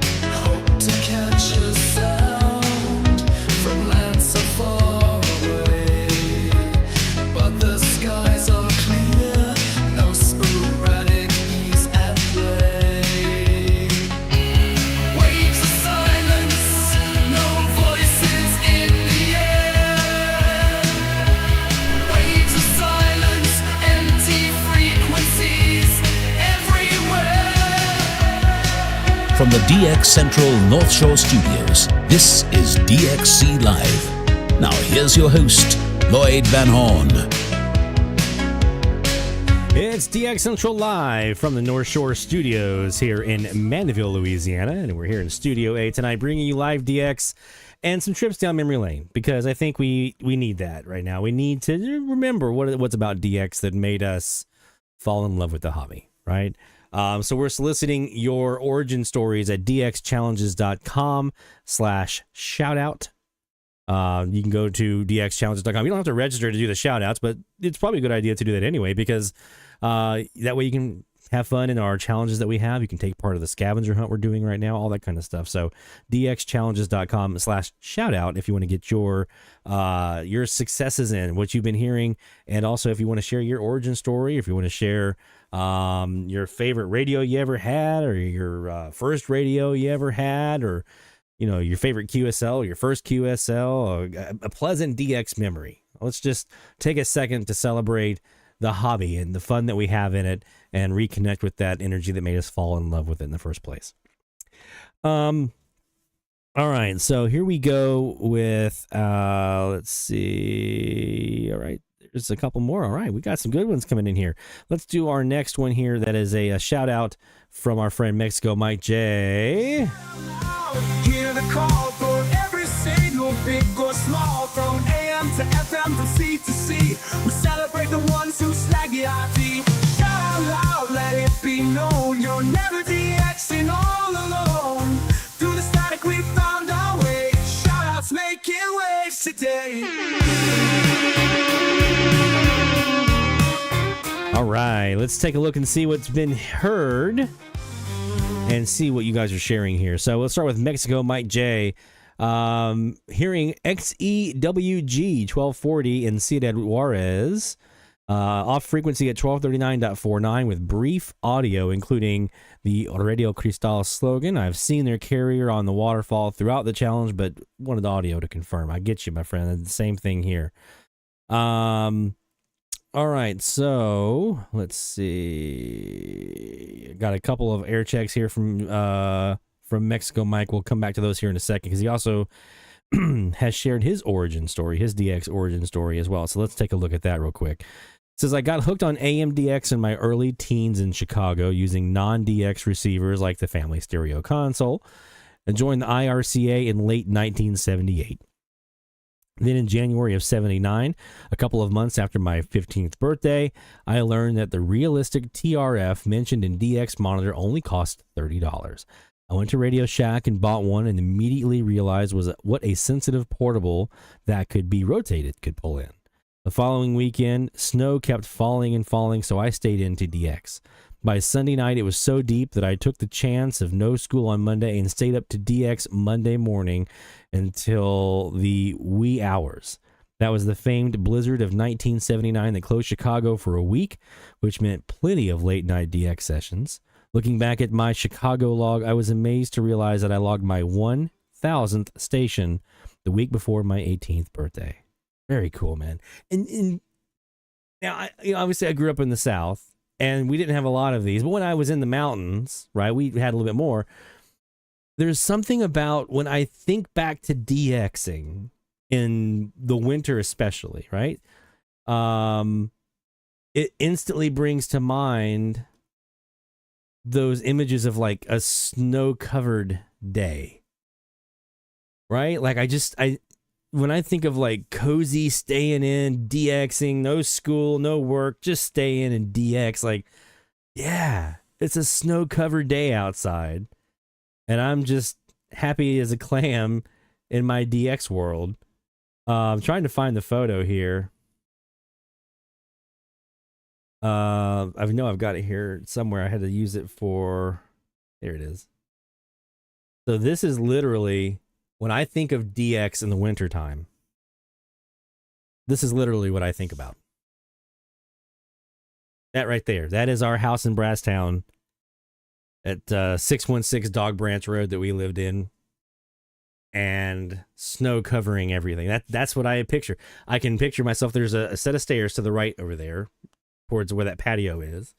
And separating, we had two houses. There was a downstairs house and an upstairs house. Downstairs where we obviously would sleep and things like that. Upstairs was the shack and our offices and things like that. So in that upstairs house there, you go through that door at the end of the hall on the left-hand side was my shack that I had. But if you went around the corner at the end of the hall to the right and then up to the top floor, you see that window at the top between the two trees. That was the upstairs house. That was the shack. That was the shack, right? And that's where I would spend hours and hours and hours and hours and hours and hours huddled over a Drake R8 or an SPR4 or the Kenwood R5000 and searching for DX. And downstairs is where my Super Radio 3 was, and the Panasonic RF3100, right? And I was, even back then, I mean, I didn't know anything about KAZs and DKAZs and all that kind of stuff, but I would get a big spool of wire and I'd stretch it out until the spool ran out 300 feet in one direction and 200 feet in another direction. I put these big long wires, and I was always experimenting with antennas even back then. And yeah, when I think of DX, that's, you mentioned snow. That's where it comes to me, man.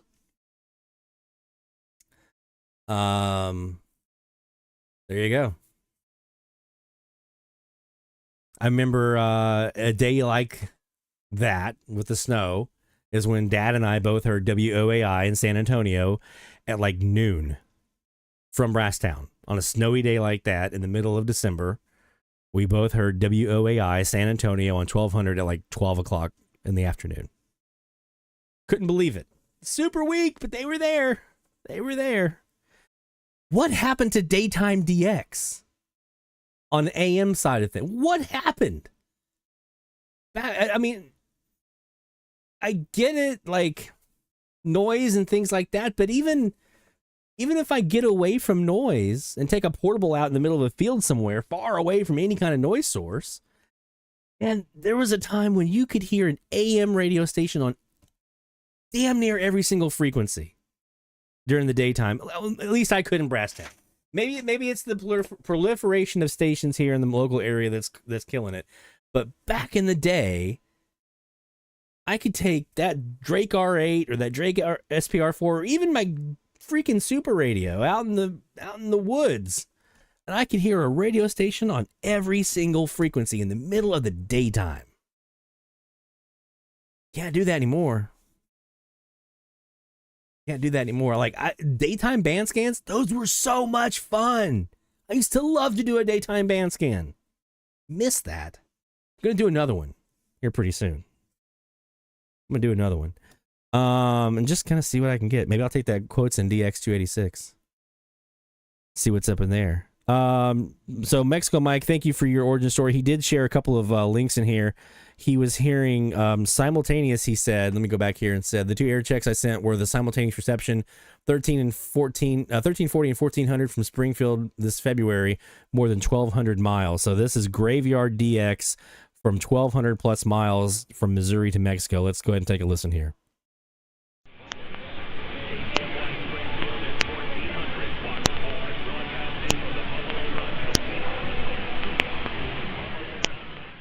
So there's one. Oh, I just closed out what I did not want to close out. And let's do the second one here. I just closed out thing.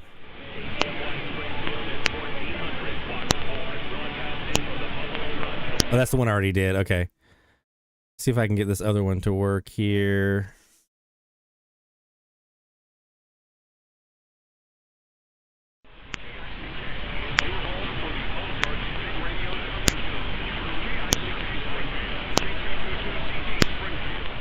Wow, that's a 1,200 mile graveyard catch, man. Outstanding. Outstanding. Well done, man. So thank you for sharing that. Mexico Mike J. Next on our list here, we've got Mesa Mike. With the Monster Progresso on 890 off the air the past couple of days, I've been hearing Caracol Outlet from Santa Marta, Colombia instead. This is a new log form. So, hey, let's go ahead and get the log saw in here.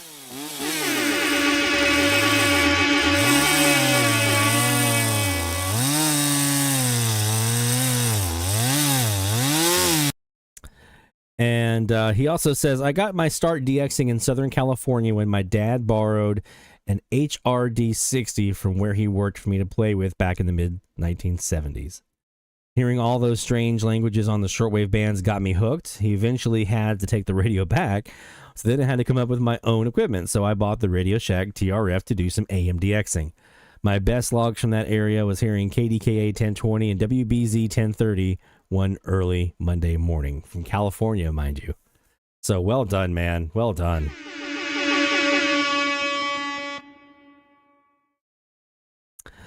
All right. Next up, again, you can get your origin stories, your DX stories in dxchallenges.com/shoutout. Our friend Stuart, who is just crushing it right now on the scavenger hunt, by the way. You guys better, if you want to get in on it, you better get in soon. He's going to get it all collected up here. From Michigan, Stuart says, back in 2007, I was fascinated by the early morning reception of NOAA weather radio signals from Ohio and Indiana. But DXing didn't capture my full attention until January of 2010. I had a handheld scanner in my bedroom with a rubber duck antenna listening to faraway signals on 2 meters and 440 all day from as far away as New York State. Ever since then, I've been hooked on 2 and 70 centimeter DX. I wish I could share an air check with you guys, but I'm on my phone at work. My current distance record can be seen in the first minute or so of this YouTube video here, so we're going to take a look at that. Let's go ahead and grab that URL. And we're going to pop this in here.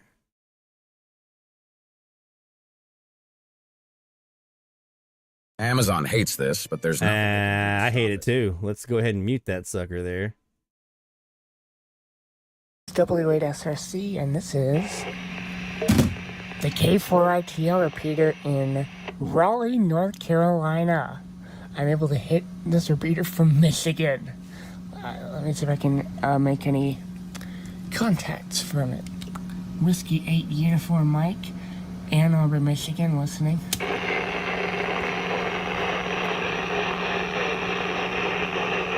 Kind of very scratchy, but we can hear you. Whiskey 8, question mark again? Wow. Wow, that's pretty freaking awesome, man. We had whoops. I get you a log saw there. I used to love to hit the Mount Mitchell repeater, 145, 190, when I was out there. And we used to hear people from all over the place on that thing. That thing absolutely got out there. So well done, my friend. Our friend Rick in Nebraska, Rick Dow. Bad KFUN. That sounds fun. 12:30 Las Vegas, New Mexico last night. Just my second graveyarder from New Mexico at this QTH. That's freaking awesome, dude.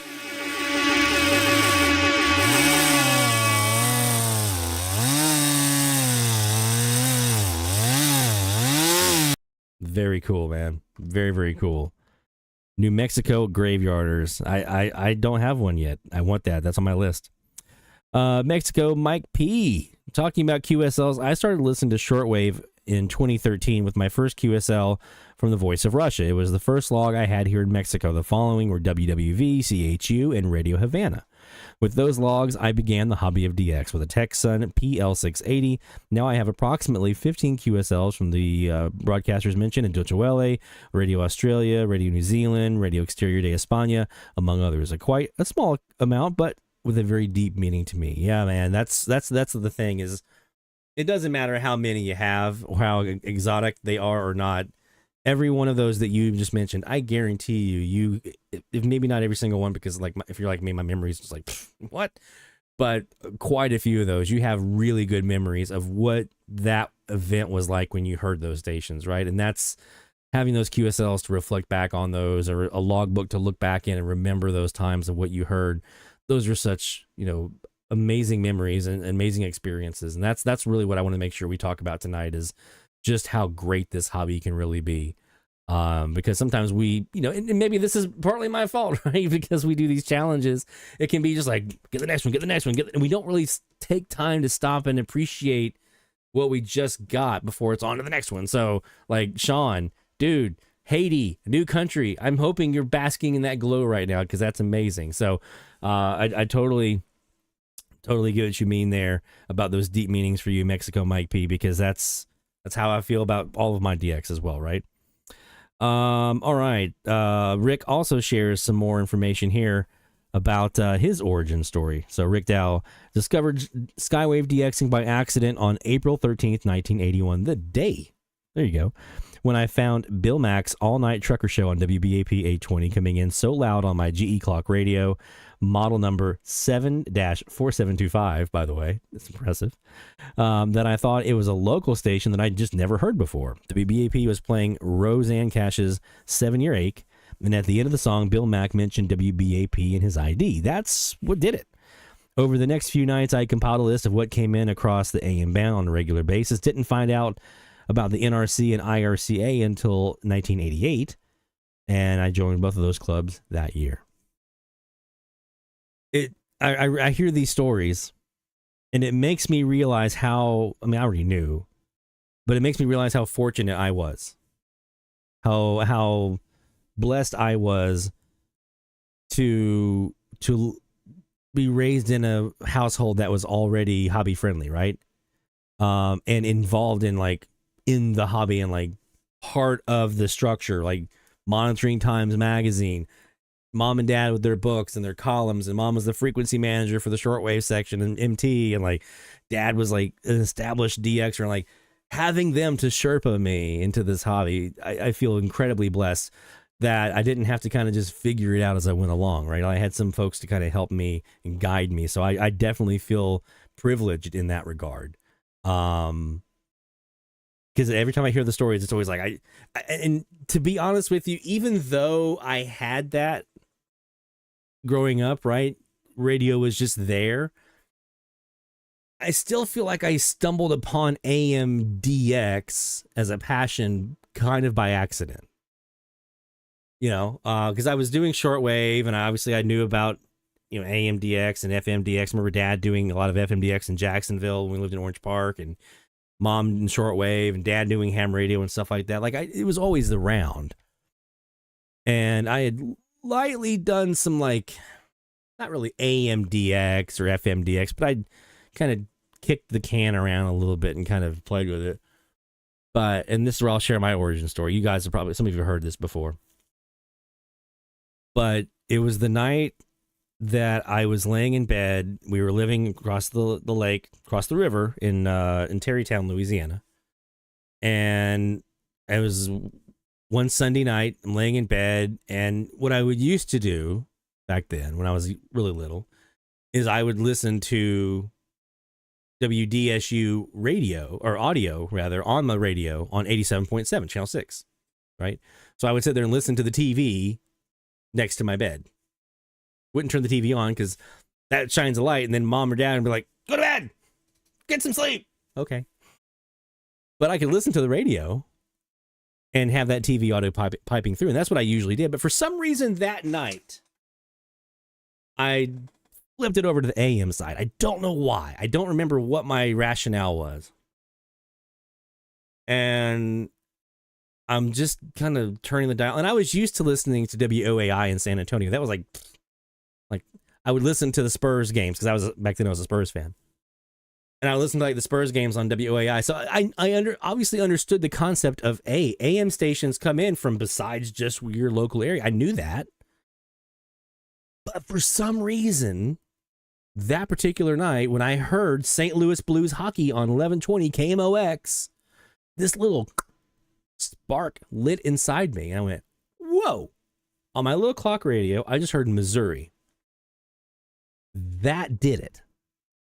And the next day, I went to school the next day on that Monday, came back home from school, and I was like, I want to do some DX. I want to do some AMDX. So I fired up the Panasonic RF3100 I had on my desk in my bedroom, and I'm just going through, and I'm asking Dad, I'm like, so how does this work? How does this AMDX thing work? And he taught me about the clear channels and the regionals and the locals and the 50 kilowatters and how to get, and I had my little map of the United States, and I was coloring in states with a colored pencil as I would knock. Oh, there's Pennsylvania. All right, there's Missouri. All right, there's Tennessee. And every single catch was like, oh, this is so cool. Every single catch that I got was like, gosh, dude, I just heard a station in Georgia. And I remember on my little stereo in my bedroom, I was like, I just heard station in the daytime from Florida across the Gulf. It was just this really cool thing. And that just, it didn't stop. Like a lot of things that I've been interested over the years have come and gone, and there'll be times when I'm really into it and times when I'm not. And there was a little period there when I was in college and things like that where I did kind of back away from DX a little bit, but that was because of situations and things like that. But this is the one that stuck. DX is the one that never really went away, especially the AM side. There's just something about the way the signals propagate on AM that really stuck with me and made it fascinating. And the availability of it. FM is so finicky, I love FMDX, but it's so finicky. It's either there or it's not. And it's almost kind of like, you're going to wait, right? AM's not like that. AM's like, come on, just come DX whenever you want to, or wait, I don't care. I'll be here when you get done. And that's what got me into the AM side of things and kept me here now for 31 years now of DXing the AM dial. And I feel like if I'm going to be honest, I feel like I was kind of at that same level that I was in 1993. I was kind of at that same level until about 2020. And then in 2020, I started learning and refining my craft and getting better at, my skills. And then now I'm also incorporating some different equipment type things. And that's where I felt like I became a better DXer, was after 2020 and starting DX Central and talking with more DXers and learning from you guys and comparing notes and things like that in a way that I had never really done before. I never really got into the technical side until recently. So that's my origin story. There's more to it than that. There's more layers than that. There's a whole segment where we talk about sitting in front of a ham radio 2-meter when I was a kid, sitting in Dallas talking to Santa on the 2-meter radio with Dad. There's an origin story talking about shortwave DX with a slinky. There's a lot of good memories there. DX has been around with me and my family since the beginning, so it's been very good to me, and that is eventually what led to me getting into the industry myself. So I want to play for you guys a couple of, while we're talking about like good positive memories about radio, play you guys a couple of air checks of me on the radio. And this first one here was actually, it's a segment. I was at WWCU, which at the time was on 90.5 FM, 90.5 FM at Western Carolina University. I was on the paid staff side, but I also did on air and a sports show and that kind of stuff. And this first clip we're going to listen to was me. I was at the studio, and one of my good friends, I ended up being a roommate with him later on. His name was Will. He was doing a live remote at the university center there on campus for some live bands and things like that. So I'm going to him, he's talking and things like that, and we're about to intro into a song. And just some of the silliness. And this is, I miss this part of radio. This is the silliness of radio. Fans are arriving, so get down here, watch them. It's going to be fun. Yes, and we're going to go ahead and wrap things up down there?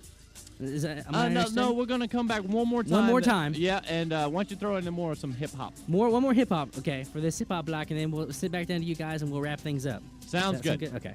All right. You want to introduce this one? I don't know what it is. I'm going to tell you. Well, then you're kind of introducing it for me, aren't you? Okay, I'm going to whisper it, okay? Okay, go ahead. It's Clips. When's the last time? Okay, I got it now. Okay, you ready? Nobody heard that. Nobody. Okay, this is all you, bro. This is all you. Oh, this is Clips right here on Power 90.5, the Valley's best music. Or the mountain's most powerful mix of music. That's right. Depending on what century you live in. So that's just the fun of radio, right? Just kind of like off the cuff, just being silly. Mexico Mike P, yeah, go ahead and submit that URL. That's perfectly cool. Here's another one here from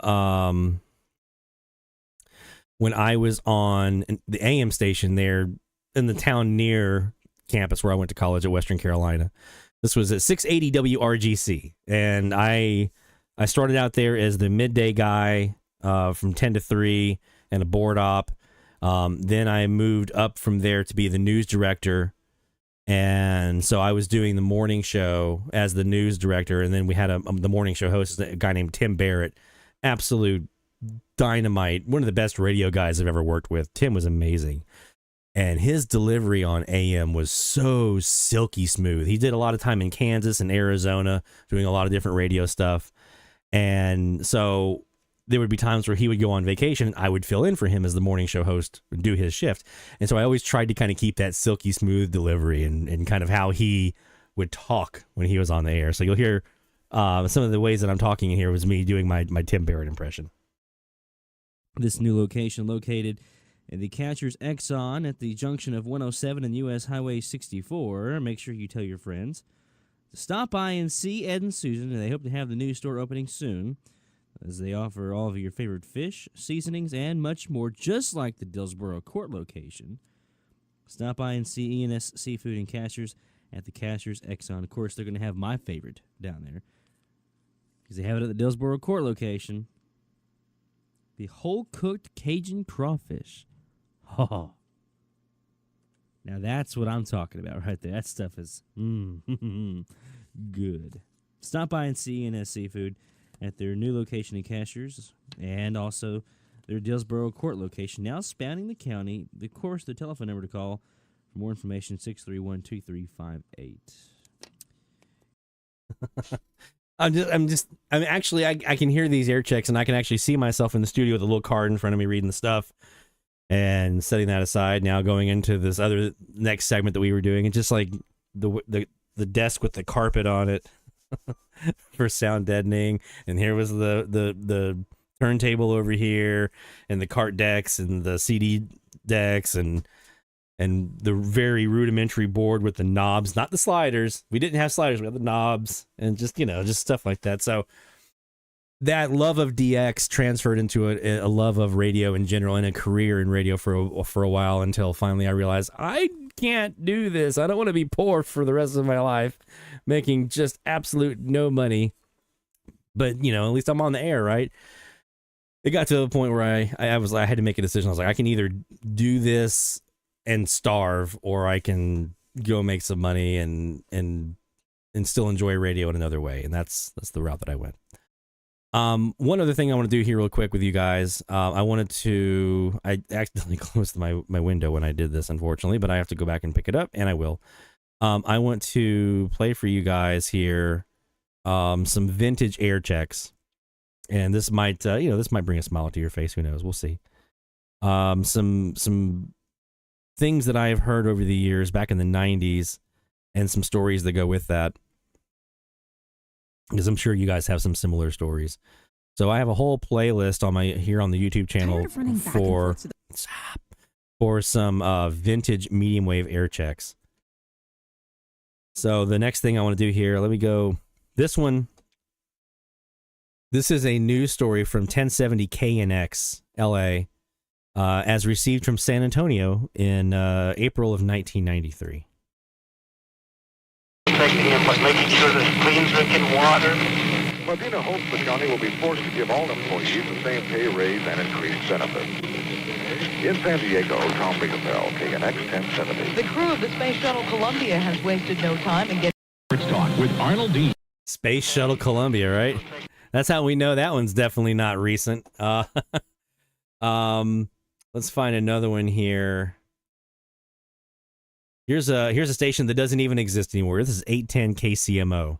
Overback taxes. Now the KCMO Weather Channel forecast. Continues mostly clear with a light northwesterly breeze tonight. Cool. Look for overnight lows in the mid-50s and highs tomorrow under sunny skies around 80. I'm meteorologist Mike Edwards from the Weather Channel on Radio 810 KCMO. Good mornings only on KCMO Kansas City.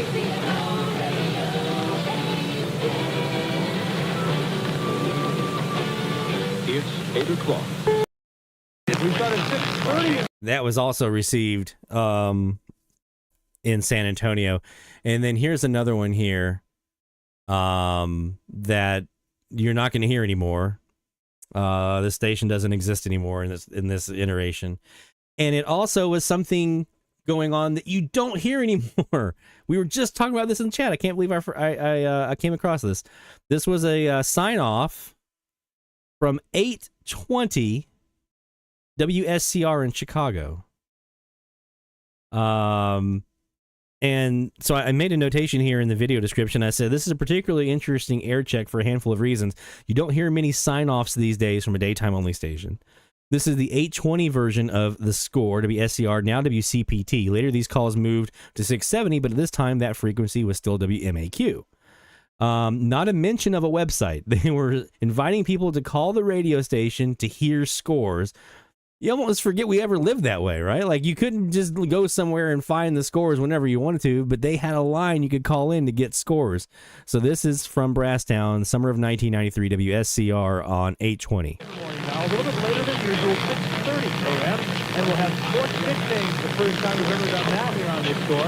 Also, Doug LaFone on football and lots of baseball. And if you have any sports comments tonight, call the Illinois Bell Score After Dark line at 312-736-8282. And for all the latest scores, call the free WSDR scoreboard, sponsored by Fitness Warehouse. Dial 642-SCORE. And tune in tomorrow morning starting at 6:30 as the Score Sports Radio 820 signs back on the air in Chicago.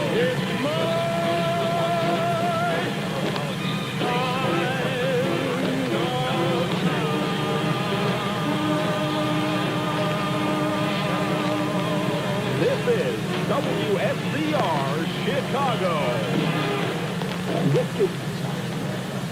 And there they went.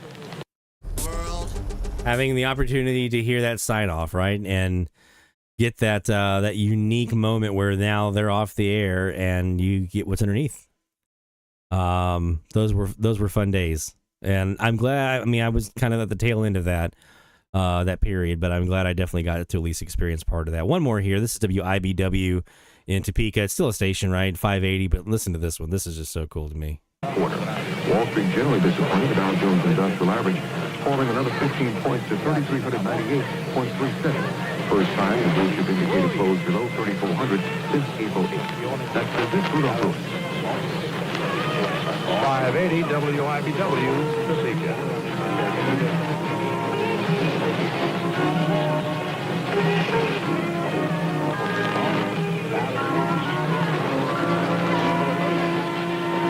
Like, that feels like a vintage air check, doesn't it? You can almost hear the wobble and the warble of the tape on that from the cart deck or whatever. It just, man, so cool. Take care, Master Player. Appreciate it, man. Appreciate you being here. Mexico Mike P says, here in Tampico, we had 3 stations that sign off at midnight. 2 of them used to sign off as early as 10 p.m. and 11, and then sign on at 6 a.m. Now they're bought by another media group, and now they're 24/7. I'm going to say this. A lot of people talk about these stations that are signing off the air. And anytime we lose radio stations, it's sad, because you don't want to see radio stations go away, because every radio station at this point is a precious thing for us, right? We want to hold on to these as much as we can. However, there may be something said about oversaturation of the bands, and maybe thinning that out a little bit, and then allowing us to have a little more elbow room on the bands might not be a terrible thing. So I don't like to see radio stations go away. I don't. But my consolation prize when I see a station is signing off or going under or whatever, I even saying that. But the consolation prize is, okay, there's a little more wiggle room now on the band, right? So that's another spot on the band opened up that is available for a DXer to now hear something that maybe they wouldn't have heard before. All right. Let me take one more look here. And Mexico Mike P has here, and I'm going to put this in the chat for those of you who might want to see his YouTube URL here. I'm going to drop this in here in the chat. And says here you can check out some of my medium wave logs I've made throughout the years and some shortwave ones as well. So there is Mexico Mike P. That's his YouTube link there. So definitely check it out. Support him. Make sure you subscribe. I'm going to go subscribe to it right now. Subscribe to that and check out his checks, his air checks. All right, speaking of DX and air checks, we're about due for some more DX here. Let me check my list here. Did I get that? Yep. Oh, I have one more thing I want to mention before we start the DX here for this this portion. I do have a new video coming out tomorrow at 2 p.m. Actually, I'm sorry. I think it's 4:30 p.m. tomorrow. Let me double check my my schedule. I had it originally for 2 o'clock and then I changed it. I want to say it's 4:30 tomorrow. Scheduled. Yes, tomorrow at 4:30 p.m. That is Central Time. I have scheduled a new video to drop here on the YouTube channel. We're going to do this as a premiere, and that is, again, Central Time, 4:30 Central Time. Tomorrow, I have a new video that's going to drop. That is for FM RDS auto logging without using a computer, without having to use a dedicated SDR, and instead using the TEF 6686 radios. So I'm going to, in that video, walk you through how to update the firmware to those radios, and then how to complete the setup process to get the radio configured for the Rabbit Ears website to be able to capture those RDSD codes and send those out to Rabbit Ears. And as a example of that, I got my second one in this week, my second TEF 6686. I had the first one that we started with, and it's worked really, really well. This is my second one. This is the 62-foot antenna on my TEF 6686. You see it got looks like probably a meteor scatter hit on WBKT in Norwich, New York on 95.3. I haven't examined that to try to confirm that would be accurate, but that looks like one that I would have seen anyway. This is the 21-foot dipole TEF, and then we have the 21-foot dipole Airspy, which is working pretty similar. But that 62-footer caught that one, so, and a couple of others that the other ones didn't see. So now I have got 2 of those running, and in the next hour, I'm going to show you guys a website where we can do some live FMDX from not here in Mandeville. There is, just like we have Kiwis that we can DX on the AM side, there's a whole bunch of online FM receivers that we can DX. I was DXing from Miami yesterday. So cool. FM DXing Miami. So cool. So we're going to look at that here in the next hour. But before we do that, let's get in here and do some live DX. And this is brought to you by this DX segment. The International Radio Club of America, IRCAonline.org. is your website for more information. You know, we've been DXing off of my Kiwi tonight. Let's go over here and do some DX off the shortwave Central Kiwi, our sister Kiwi around the corner here, so to speak. And let's go. This one's pointing north, so I was going to double check and see if we heard any of the stuff you guys were hearing. I think I saw Barry mention that 780 British Virgin Islands, he had a sign off from them in his recordings. Let me see if I can scroll back up and see what time that was. I might have missed it in here. 780 DX alert. Everyone check your recording just after 0200 UTC, top of the hour. I heard the sign off anthem for ZBVI British Virgin Islands on 780. So I doubt we're going to have that here on our so let's go double check just to make sure. We are pointing to the west on the SuperLoop, so I highly doubt we're going to have that sign off over here. Probably a whole lot of WBBM, but let's just double check just to make sure. And let's go back here to Radio WBBM. Governor Pritzker promises a quick appeal. Hear the noise still in there? I thought it had gotten fixed. Assault weapons. No. Palestinian activists gather on the north side to protest a controversial comedian. And President-elect Trump begins to assemble his foreign policy team. More on that coming up from CBS News. On Wall Street, the Dow is up 260 points today. The S&P 500 gained 22. The Nasdaq was up 17 points. It's partly cloudy. 52 at O'Hare. At the Tone, 8 o'clock. This is CBS News on the Hour, sponsored by... Okay, yeah, I don't hear anything in there on that top of the hour segment. I didn't think that I would. It's too far off from there. They're going to be hard for me to hear anyway. Maybe if I can get that southeast bog working, I can get down into the BVI region here. All right, let's go ahead and go back to our shortwave central Kiwi.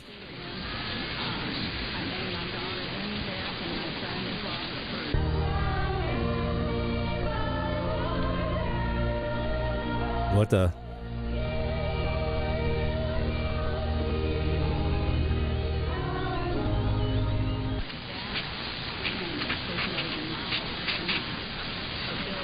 I'm not sure I understand what's going on there. We're going to refresh. Let's go to 1240.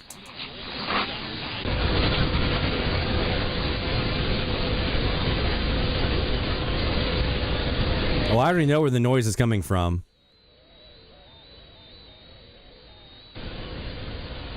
Oh, I bet you I know what this is.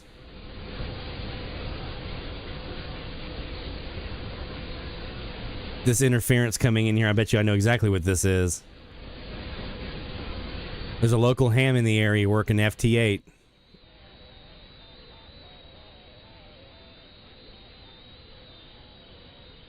Yep.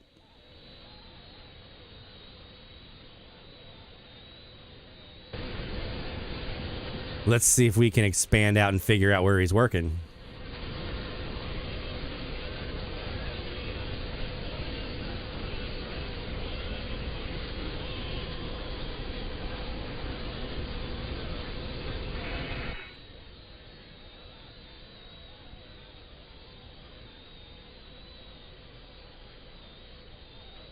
Could it be 20 meters?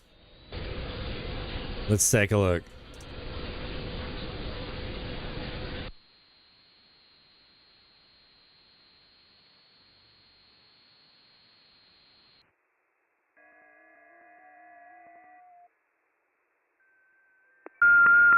Yeah. Alrighty, yeah, that's a local guy here working 20 meter FT8. So we're gonna have to go back to the DX Central. We're still getting him on the DX Central SuperLoop a bit, but maybe not as badly. But that shortwave Central one is right there by him. It's right around the corner from the guy. But yeah, Jacob, I know exactly where that noise is coming from, and the power company's supposed to have done something about it. DX Central Live, top of the hour alert.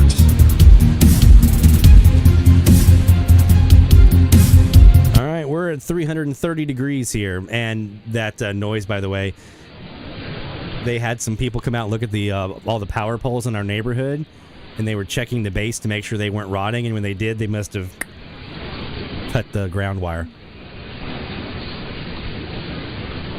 That's what the electrical company thinks.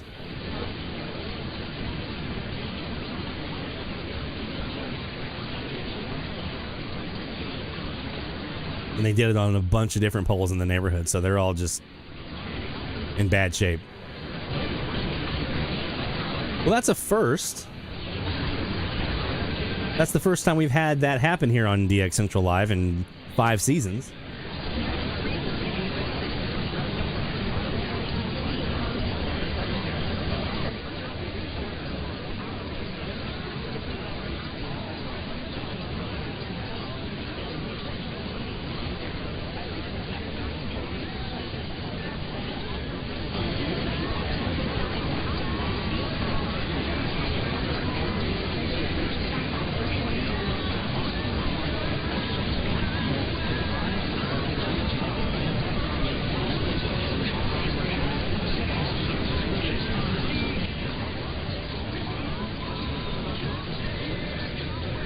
Hey, Stu, now you can go ahead.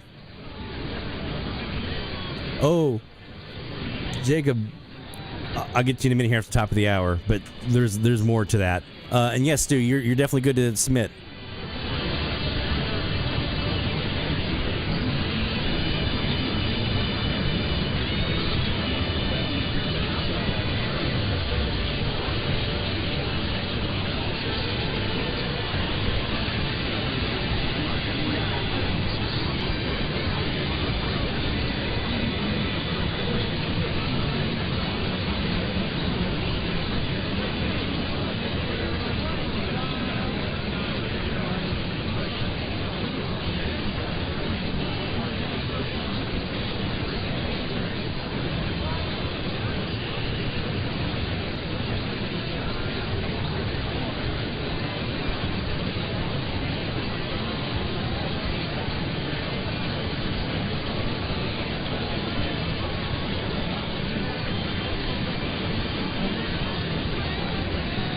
Take care, Stephanie. Keep in touch.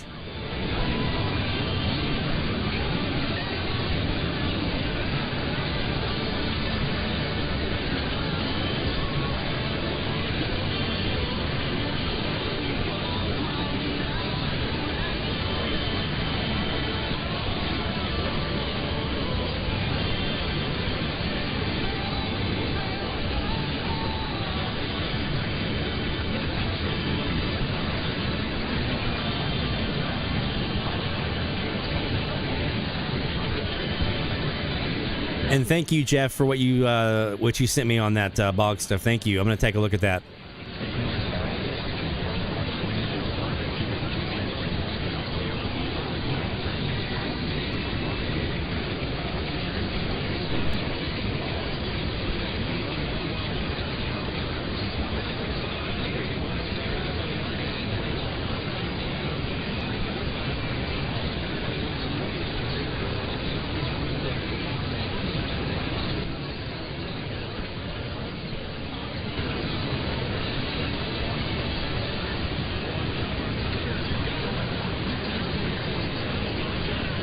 This is actually the first time I've ever seen that actually happen since I moved here to Mandeville.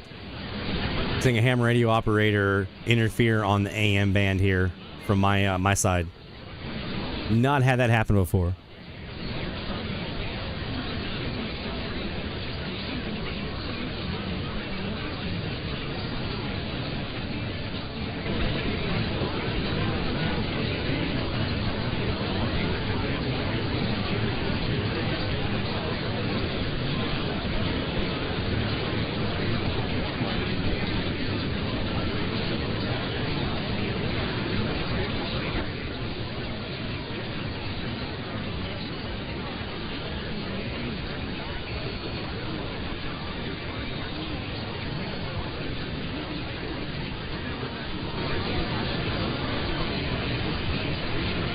All right, I'm not hearing anything in there on that one. Let's go to our SuperLoop over here on the Perseus, and we'll see if we caught anything here at top of the hour. Let's go backwards on 1230.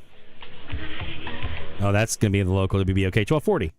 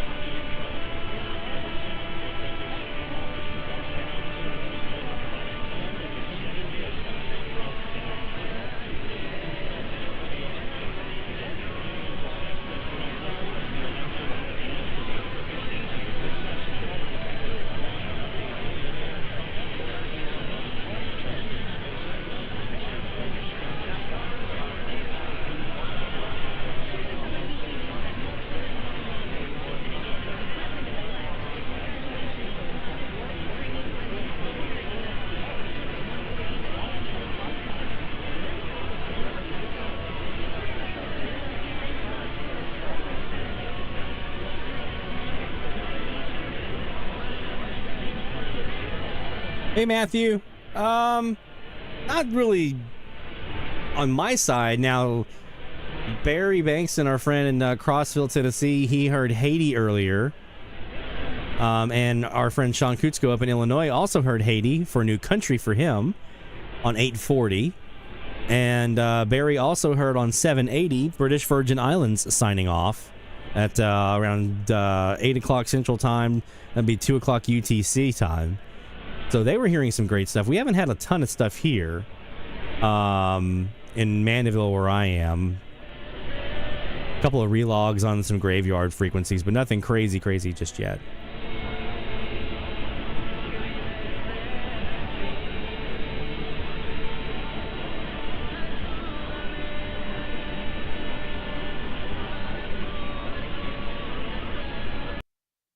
Carl mentions, I saw a Panasonic RF2200 at a Hamfest once. Tomas, K4 SWL had that and some great portables at his table. Could have bought it if I had the money then. Oh, man. That 2200, that's legendary, right? I had the RF3100, and we had a BF300. I did a ton of DX on that thing. Actually, on both of those Panasonics, actually. Did a ton of DX. But I always wanted the 2200. Maybe one day I'll have to pick one up just to have it. Sentimental value. All right, so I don't think we really caught anything there at that top of the hour sequence. With obviously some interference from a local ham operator here that's right around the corner. My SuperLoop is pointing right at him. Both of them. The 15 degree is pointing pretty much right at him. The West SuperLoop's kind of in that neighborhood. Mom's is like a block or so over from his antenna, so she's getting the brunt of it on that Kiwi over there. So I want to do something really quick that I've been wanting to do for a bit, but we hadn't been able to kind of sneak it in just yet. And that is, we did have a nice Tropo opening here recently in the Mandeville area. And so I wanted to take a second to do a little bit of a recording review from that Tropo opening. And see, we had a bunch of stuff down into like Mexico, into nice parts of Mexico. So our two Mexico mics, you guys probably will enjoy this segment here. So I want to take a second just to kind of see if we can do some review of that and pull anything out that we might have caught, maybe at least one or two stations, or one or two frequencies that we were tuning into. I'm going to go ahead and pull up the navigator. It's loading over here on my side screen. So I can use it to help me kind of navigate through very quickly and kind of review this. I've dropped off on one particular frequency where I left off. This was from October the 13th. So we haven't really had any Tropos since this either, by the way. This was about a 3-hour recording that I had here. So I'm not going to do the whole thing, obviously, right now. But I at least want to do a couple of checks where we have some possible Mexico stations here and see if we can sneak another one into the logbook here. Hey, there's Earl. Hey, man. Welcome, my friend. We were just talking about you earlier. Yeah, Rick said that. Matthew says he's been picking up some Chinese stations in the 12 or 1300s. Very cool. Where are you located at, Matthew? Oh, by the way, Earl, I'm not sure if you knew you were a spy. A super secret 007 spy. I learned that tonight. Because of all of your foreign contacts. Let's see here. I think we were at 104.1 is where I think I left off here. So I'm going to go ahead and we're going to pull this down. Okay, it's still on that screen, so I'm going to pull it up here. Okay. All right, and I need to fix that with our new auto logger. So just ignore this blank map right now. That's our old 62-foot auto logger. Jacob says, I have a RF 2200, one of the best portables, paid $4.99 for it at Goodwill. How do you guys find? Apparently there's no DXers anywhere near me dropping off stuff at Goodwill because I never see it. I never see the goods. There's never any DX related goodies at Goodwill in where I've lived. You guys get all the good stuff.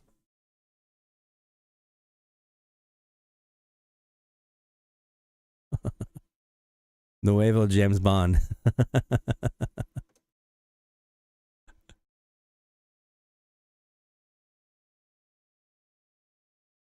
I'm just waiting for this loading here. Like it's a big file.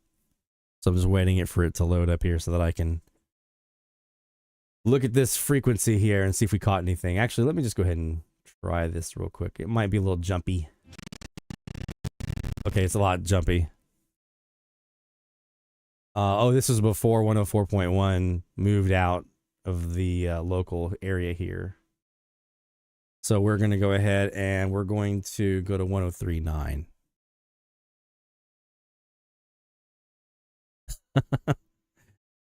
Statute of limitations is up on that.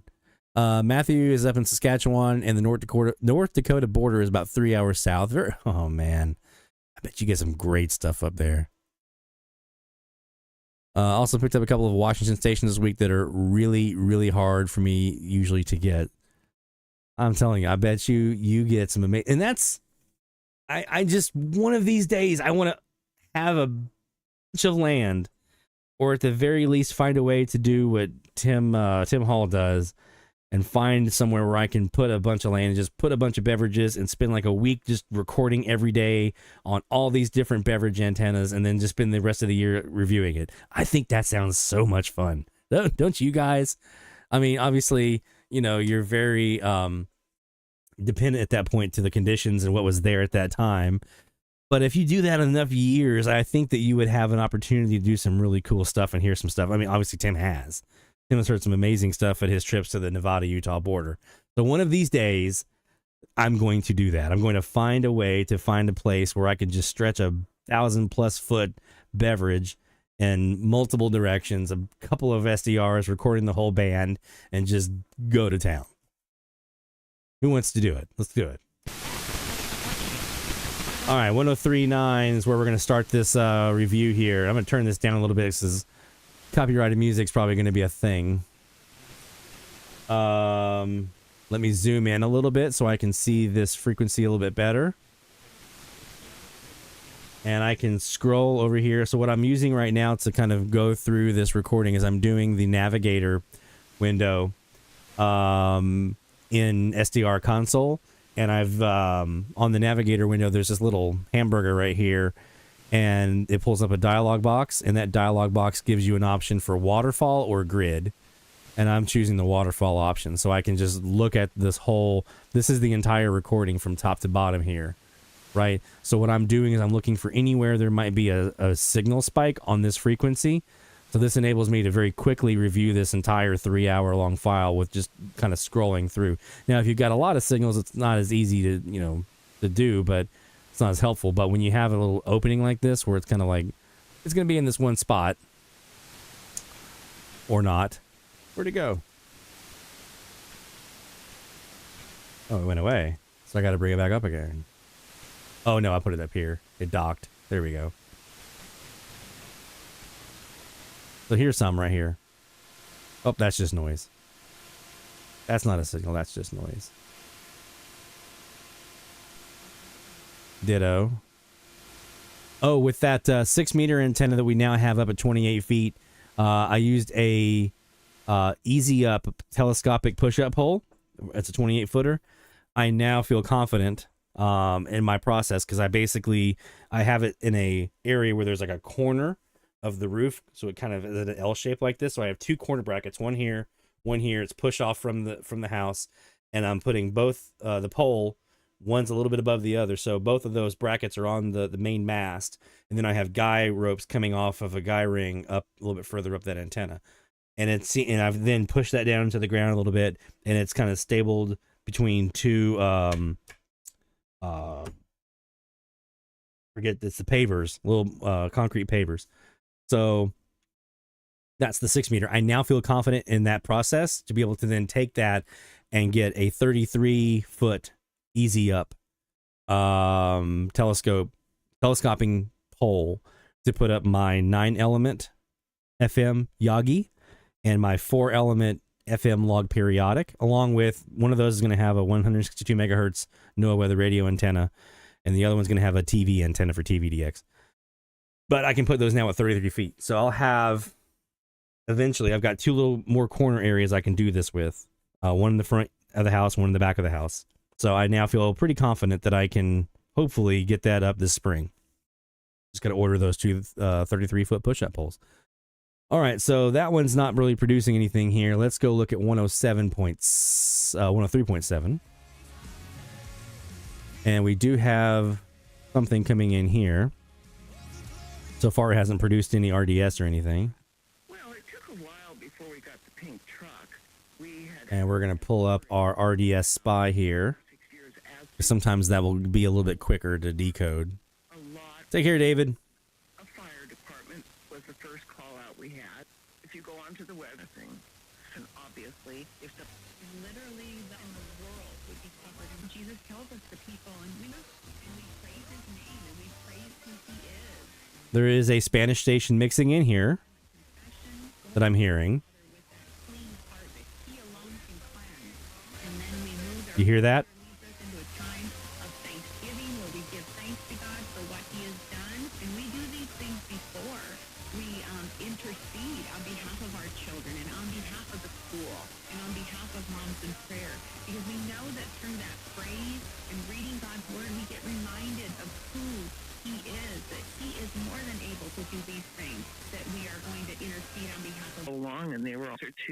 And then they come back. I'm pretty sure that's a local K-Love station, if I remember correctly.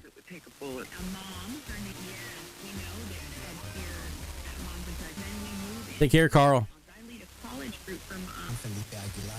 That had the prayer sheet in it that just prompted friends. Oh my gosh, that we have had. And we'll contact part of this prayer movement. How do they go about getting involved? Go online to our website, which is momsandprayer.org. I'm executive custody. So I'm just looking for a spot here where the station, possibly from Mexico or Texas, kind of takes over.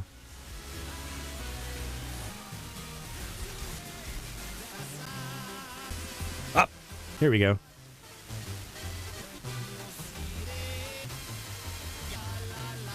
See if we can get an ID out of this. Hopefully we can. I'm not seeing any RDS yet.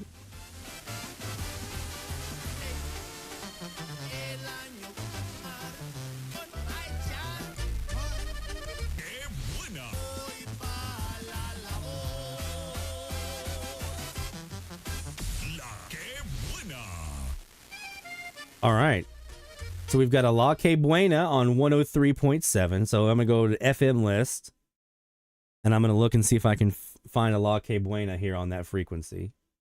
So I go 103.7. And I know you guys can't see FM list on screen right now.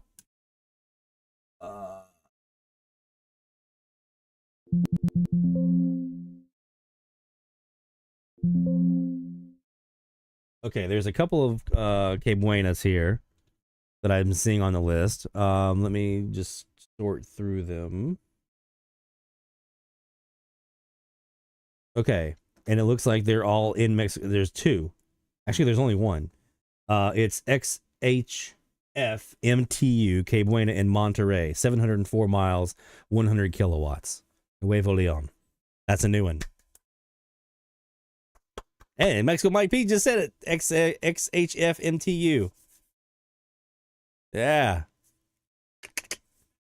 Yeah, Earl, this tonight the conditions, I have a little bit of interference here from a local ham radio operator who's around the corner basically, and so he's making FM a little difficult. But I also, I do try to do a little FMDX every week. So this is an example of that. So let's go back here and rewind to here. So here's La Que Buena, Monterrey, Nuevo Leon.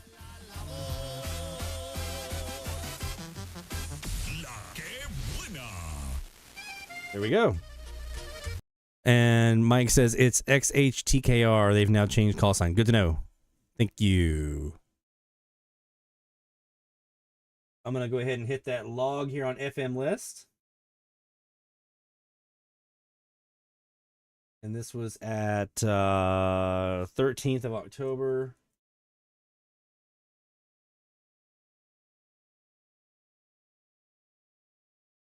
This was at 2147, so that was back then 247, so this actually would be the 14th.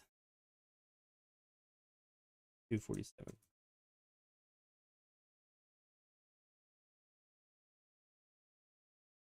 And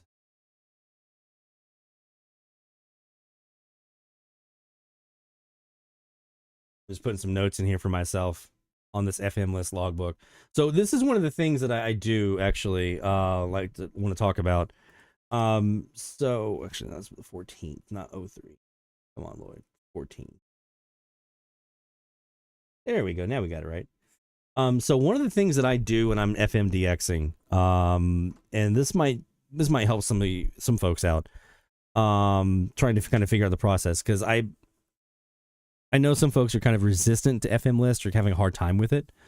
One of the things that I do when I'm DXing FM off of FM list is I'm using that as my kind of real-time log, right? In the middle of an opening, I'm logging what I have in front of me in the live moment. I'm just logging it all in FM list, just putting it all in FM list, getting it all on there. And then I'm usually recording, and I'm going to go back later and review that recording to pull out anything that might have come in. But at the very least, I have that real-time logbook on FM list that I can go back to, and I can then either manually type it in or somehow import those logs into my actual logbook that I keep my master log with all my catches. So I'm not sitting there taking the time to enter the stuff into my logbook. It's a quick hit. I'm doing a date, time, which during the event is usually right now, so I don't even have to change those. I put in a couple of program notes. Did I get RDS or not? Hit send. That's it. And it's done. I don't have to do a lot of extra stuff. Everything I need is right there. And especially if it's in the live moment, the date and time is going to pre-populate with the current. All the station details are in there. And once I set the propagation mode once, it remembers that for all the future logs. So in a situation like this where I'm doing the review, I'm just logging it to FM list right now because I'm going to go back later and I'm going to grab all the stuff that I have on my FM list log from this event, put it into my logbook, and there we go. Sometimes when I'm running a recording review, I'll do those simultaneously, and I'll do the FM list, and then I'll do my logbook. It just depends on kind of what I'm doing at the time. But I always, triple always have that fmlist.org logbook that I can fall back to, because it's super fast, it's super quick during the event, especially like an e-skip opening when it's just like pop, pop, pop, pop, pop, pop. I have that I can fall back to and then go back later and import that into my actual logbook, right? So that's one of the reasons that I do that. And I use an FM list. Why just about every Mexican changed calls a while back, like all at once, anyone know? Mexico Mike Peace, you might have some context on that one as well. Let's see. Mexico Mike J says he wasn't aware of that as well. When did that happen roughly? Let's see. Thank you, Haley. Appreciate the kind words. It was a good log. Nice to get that one in there. So that's going to be another station from Mexico for us here on FM. Okay. I think that's going to probably do it. So just as a quick recap, a couple things that I think are important to make sure that we mention. A, there's not going to be a show next week. Business trip and business meetings and things like that are going to have to take precedence next week. Likewise, we're not going to start a new week of challenges on Friday. Okay, we're going to finish up this week that we have right now of the Graveyard Challenge through 8 o'clock Central Time on the 15th. And then once that is wrapped, we're going to take a week off. No challenges, no stream last week. Let's all take some time to take a breath, walk away from the radio for a minute if you want to. If you want to continue to DX, by all means. But if you need to walk away for a minute and just kind of recalibrate, go ahead. Maybe work on some antenna projects if you have something, or just find some other way to kind of recalibrate and get your brain some rest, because when we come back on the 22nd, we're going to hit those last couple of frequency ranges that we have left to finish up. And then as we get into December, we have like 4 weeks of those. And then we get into December, and now that's when we're going to start our 2-week challenges of a whole new variety we've never done before. So no show next week, no new challenge until the 22nd. We're going to wrap up this week of the Graveyard Challenge between now and the 15th. 22nd, we pick up a brand new challenge at that point. Take care of each other here, right? I mentioned it earlier.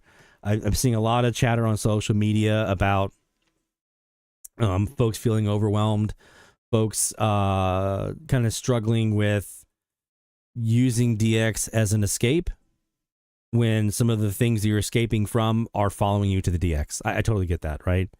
So just check in on each other.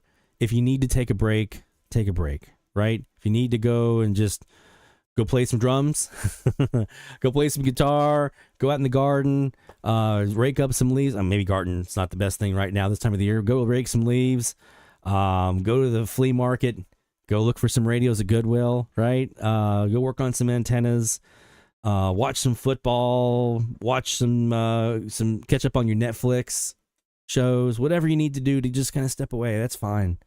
We're going to step away for a week too. We're going to do the same thing. I'm going to recharge the batteries here while we're also going to be bogged down with some day job stuff. So we'll reconvene here.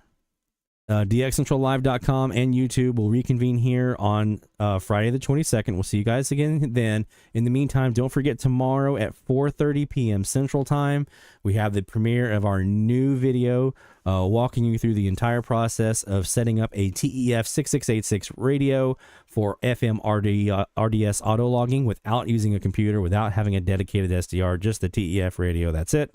So we talk about what that process looks like. So that premieres tomorrow at 4:30 p.m. Central Time right here on our YouTube channel. So going to make sure that you check that out. And if you don't have a chance to join us tomorrow at 4:30, I'll be live chatting with you guys during the premiere of that. If you're not going to be around for that, no worries. You can catch it whenever. Just know that we'll be there if you are interested in taking advantage of that technology for FM RDS auto logging.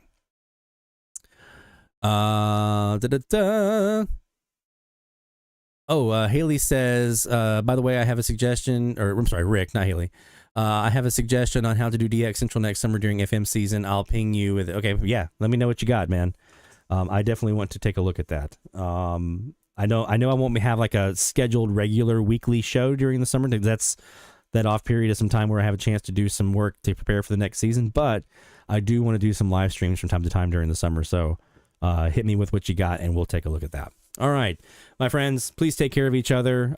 Check in on each other. I will see you in the Slack. I'm sure for those of you who are there, or see you on social media. Just be kind to each other. Take care of each other. We're all in this together no matter what.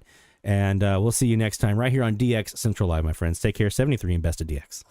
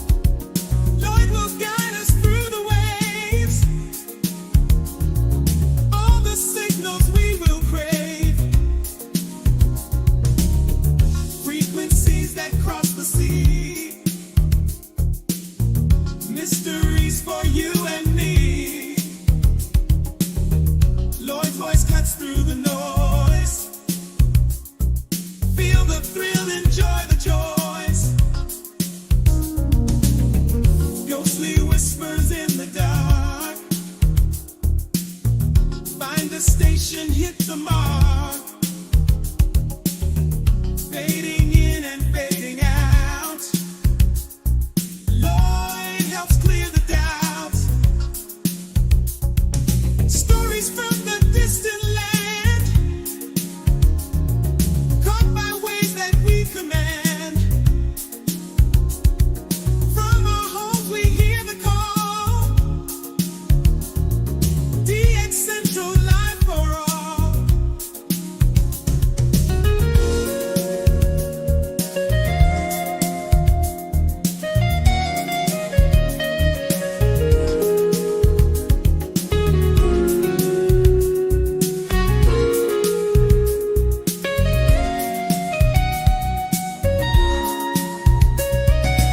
DX Central Live tonight, turning dials, feeling right. Lloyd will guide us through the waves, all the signals we will crave. DX Central Live tonight, turning dials, feeling right. Lloyd will guide us through the waves, all the signals we will crave. DX Central Live tonight, turning dials, feeling right. Lloyd will guide us through the waves, all the signals we will crave. DX Central Live tonight, turning dials, feeling right. Lloyd will guide us through the waves.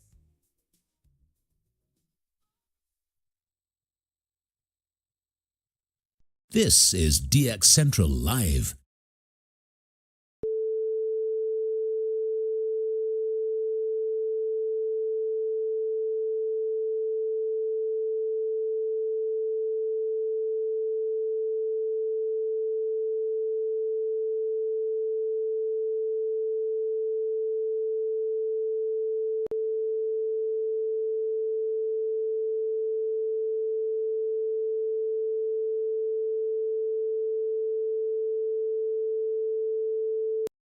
This is DX Central Live.